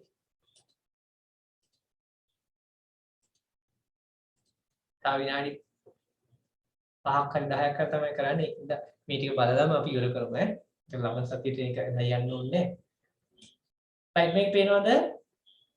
diverticular. this is this video clip, and this is diverticular කියන්නේ ඇත්තටම divert වෙනවා. ඒ කියන්නේ සාමාන්‍ය ගමන් මාර්ගයේ මොකද වෙන්නේ? නැතුව වෙනත් මාර්ගයකට ගමන් කරනවා අපේ ආහාර කොටස්. a very common abnormality that we see at the time of colonoscopy. මේ බලන්න And it is මෙන්න මේ වගේ pouches හැදෙනවා. අපේ colon එකේ pouches. මේ බලන්න pouch හැදුනම ඒව ඇතුලේ තමයි ආහාර කොටස් යන්නේ. දැන් මොකද මේ ඇතුලේ ආහාර කොටස් ඇඳිලා එතන ආසාදනය වෙලා ගොඩක් ප්‍රශ්න ඇති වෙනවා. ඉතින් මේක අපිට චෙක් කරලා බලන්න පුළුවන් කැමරාවක් දාලා. colon එක චෙක් කරන කැමරාවට අපි කියන colonoscopy එකක් කරනවා කියලා. හරි? අපේ ගුද මාර්ගය චෙක් කරනවා proctoscopy. හරි? ඔහොම copy කතාවක් එන්නේ කැමරාවක් දාලා බලනවා. right. this particular case. This was a 50-year-old gentleman who was going for a screening මේ colonoscopy. ඇත්තටම He had some vague left colonoscopy එකක් කරන විදිය. හරි? මේ colonoscopy එක කරන්නේ හොඳට යාට laxative එකක් දීලා නේද? ඒ කියන්නේ මල බද්දේ ඉවතින් ඒ කියන්නේ බඩ සුද්ධ වෙන්න පිළිකක් දීලා කැමරාව දාලා බලනවා. බලද්දි මෙන්න මෙයාගේ pouch ගොඩයි. අවුරුදු 50කට වඩා වැඩි පුද්ගලයෙක්. lower-sided pain. And as you can see here, most of මේ his බලන්න entire සිදුරු සිදුරු ගොඩයි. lower colon was full of these diverticuli, which are these outpouchings in the lower colon. It's a very common problem. Up to half the patients over 60 years old have diverticulosis. Now, many times you may have absolutely no symptoms. Other times you may have some vague abdominal pain, some bloating, and some discomfort and constipation. Certainly, you could have more complications related to diverticulosis, which is diverticulitis, which is infection of the colon, which can lead to serious complications, including abscess formation, perforation, and the need for surgery. And this would be considered a medical emergency. But certainly, this is a good illustration of diverticuli. The remedy would be to increase your dietary fiber. We like to say, right. ඕක අපි වැඩි බලන්න ඕනේ නේද? ඕක තමයි and certainly සරල කතාව. diverticular. right. මට තව එකක් පෙන්වන්න ඕනේ ඔයාලට. මොකද්ද? සර් ඉංග්‍රීසිාව ඉක්මනින් හොඳ කරගන්න බෙහෙත් කියන්නේ. අම්මෝ බෙහෙත් කාඩක්වත් එහෙම කියන්න එපා. ලොකු ගැටලුවක්. ඒ කියන්නේ මොනවා හරි ඇලර්ජි වුණොත් එහෙම අපිට ඒක ඔයාලට දරා ගන්නත් බෑ අපිට දරා ගන්නත් බෑ. සාමාන්‍ය මම නම් කියන්නේ සෙට්‍රිසින් එකක් එක්ක විටමින් C එකක් ඒත් එක්ක ඔයාලට දිය වැඩියාව නැත්තම් හරි ප්‍රෙඩ්නිසෝලෝන් පෙති දෙකක් හරි ඩෙක්සාමෙසෝන් පෙත්තක් හරි ගන්න ඊට වඩා දෙයක් කියන්නේ නෑ මම.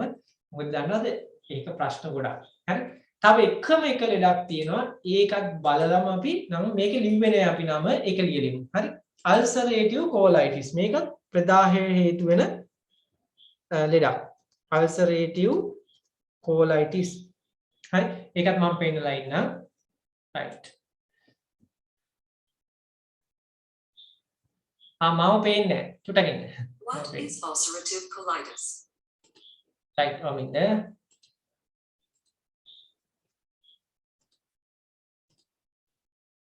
කැම්පේන් වල බලන්න. හරිනේ. right. පොඩි අවුලක් කියලා තිබ්බා. right. ඔන්නේ ulcerative colitis ඒකත් බලන්න ටක් ගාලා. හරි. මේක දාගන්න ඊළඟ අර 3 4 වෙනි එකක් දාගන්න ulcerative colitis. මේක ලියාගන්න ulcerative colitis. තව විනාඩි 5යි වැඩි නෑ. විනාඩි 5යි කරන්න. අපිට හරි අමාරු පැය දෙකක් ඉන්න නේද? හරි. ඔයාලා තාම මලබද්දේ ඩයරියා ඒව කරේ නෑනේ. ඒක ඊළඟ තියෙන කරමු. cardiovascular system පටන් ගමු ඊළඟට. right. ඔන්න ulcerative colitis. Ulcerative colitis is a chronic condition. ඒකත් chronic. characterized by inflammation and sores or ulcers in the rectum and colon. මොකද කියන්නේ අපේ මහාන්ත්‍රයේ ගුද මාර්ගයේ ගුදේ මොන වෙලා තියෙන්නේ? දීර්ඝ කාලීනව මොන වෙලා තියෙනවද? ප්‍රදාහයට ලක් වෙලා, රත් වෙලා, රතු වෙලා, කසලා, තුවාල ඇවිල්ලා නේද? ඔන්න ඕක තමයි ulcerative colitis. colon එක colitis, inflammation of the colon. Or large intestine. Ulcerative colitis can be distinguished based on how much of the large intestine is involved. When ulcerative colitis involves only the rectum, it is referred to as proctitis. ඒක ගුද මාර්ගයේ විතරක් නම් ඒකට කියනවා proctitis කියලා. procto කියන්නේ ගුදය. හරි ඒක ප්‍රදාහයට ලක් කරන If proctitis. side of the colon is involved, it is known as left වම් පැත්ත වෙලා sided තියෙනවා නම් ඒකට කියනවා left sided colitis. හරි? When the entire colon is involved, it is known as pancolitis. මොකද කියන්නේ සම්පූර්ණම colon එක ප්‍රදාහයට ලක් කරනවා නම් pancolitis කියලා කියන්නේ. pancolitis. Ulcerative colitis is characterized by periods of time with active inflammation when the patient is experiencing symptoms, and periods of time when the inflammation is turned off and the patient feels well. We call these periods of wellness remission. මොකද කියන්නේ කාලයෙන් කාලයට හොඳ වෙනවා එනවා හොඳ වෙනවා ඇති වෙනවා. අපි කියනවා remission කියලා. නැවත නැවත ඇති වෙනවා. remission.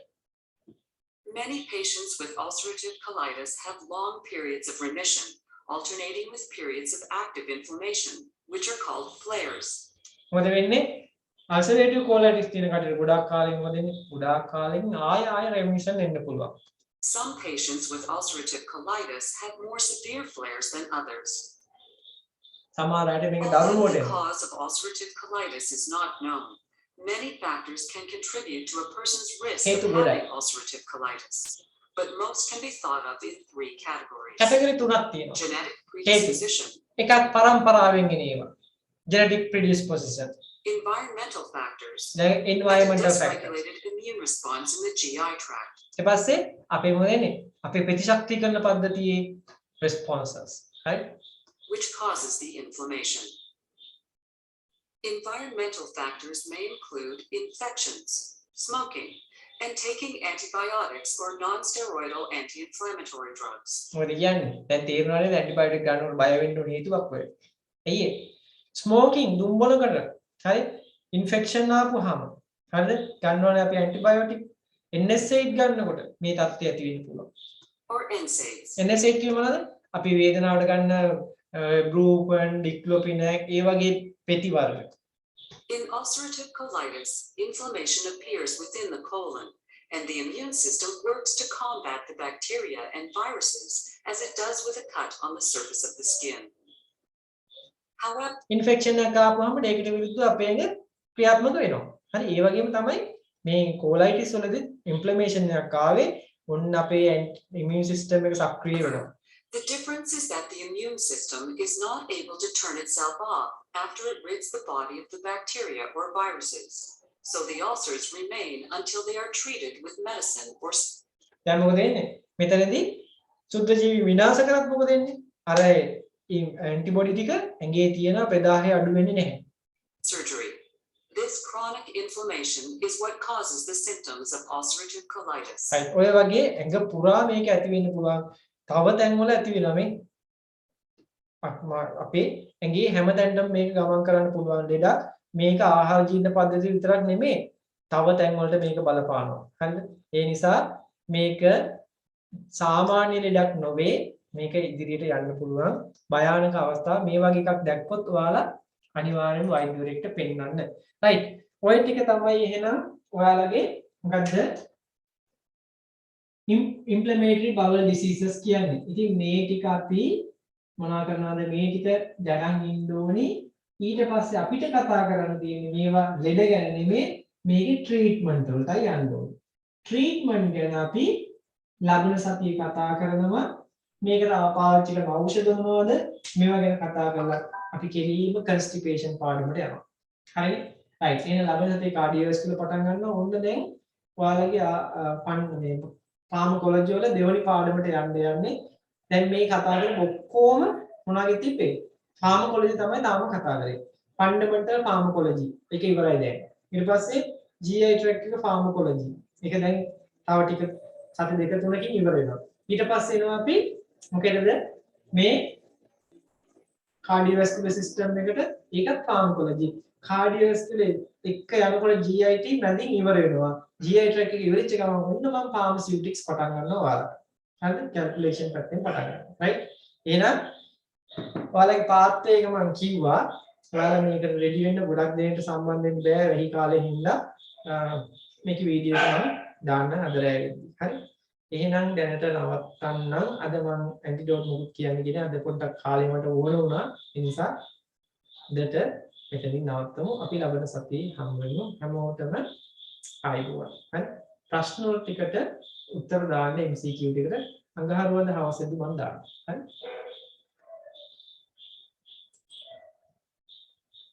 Thank you, sir. හරි.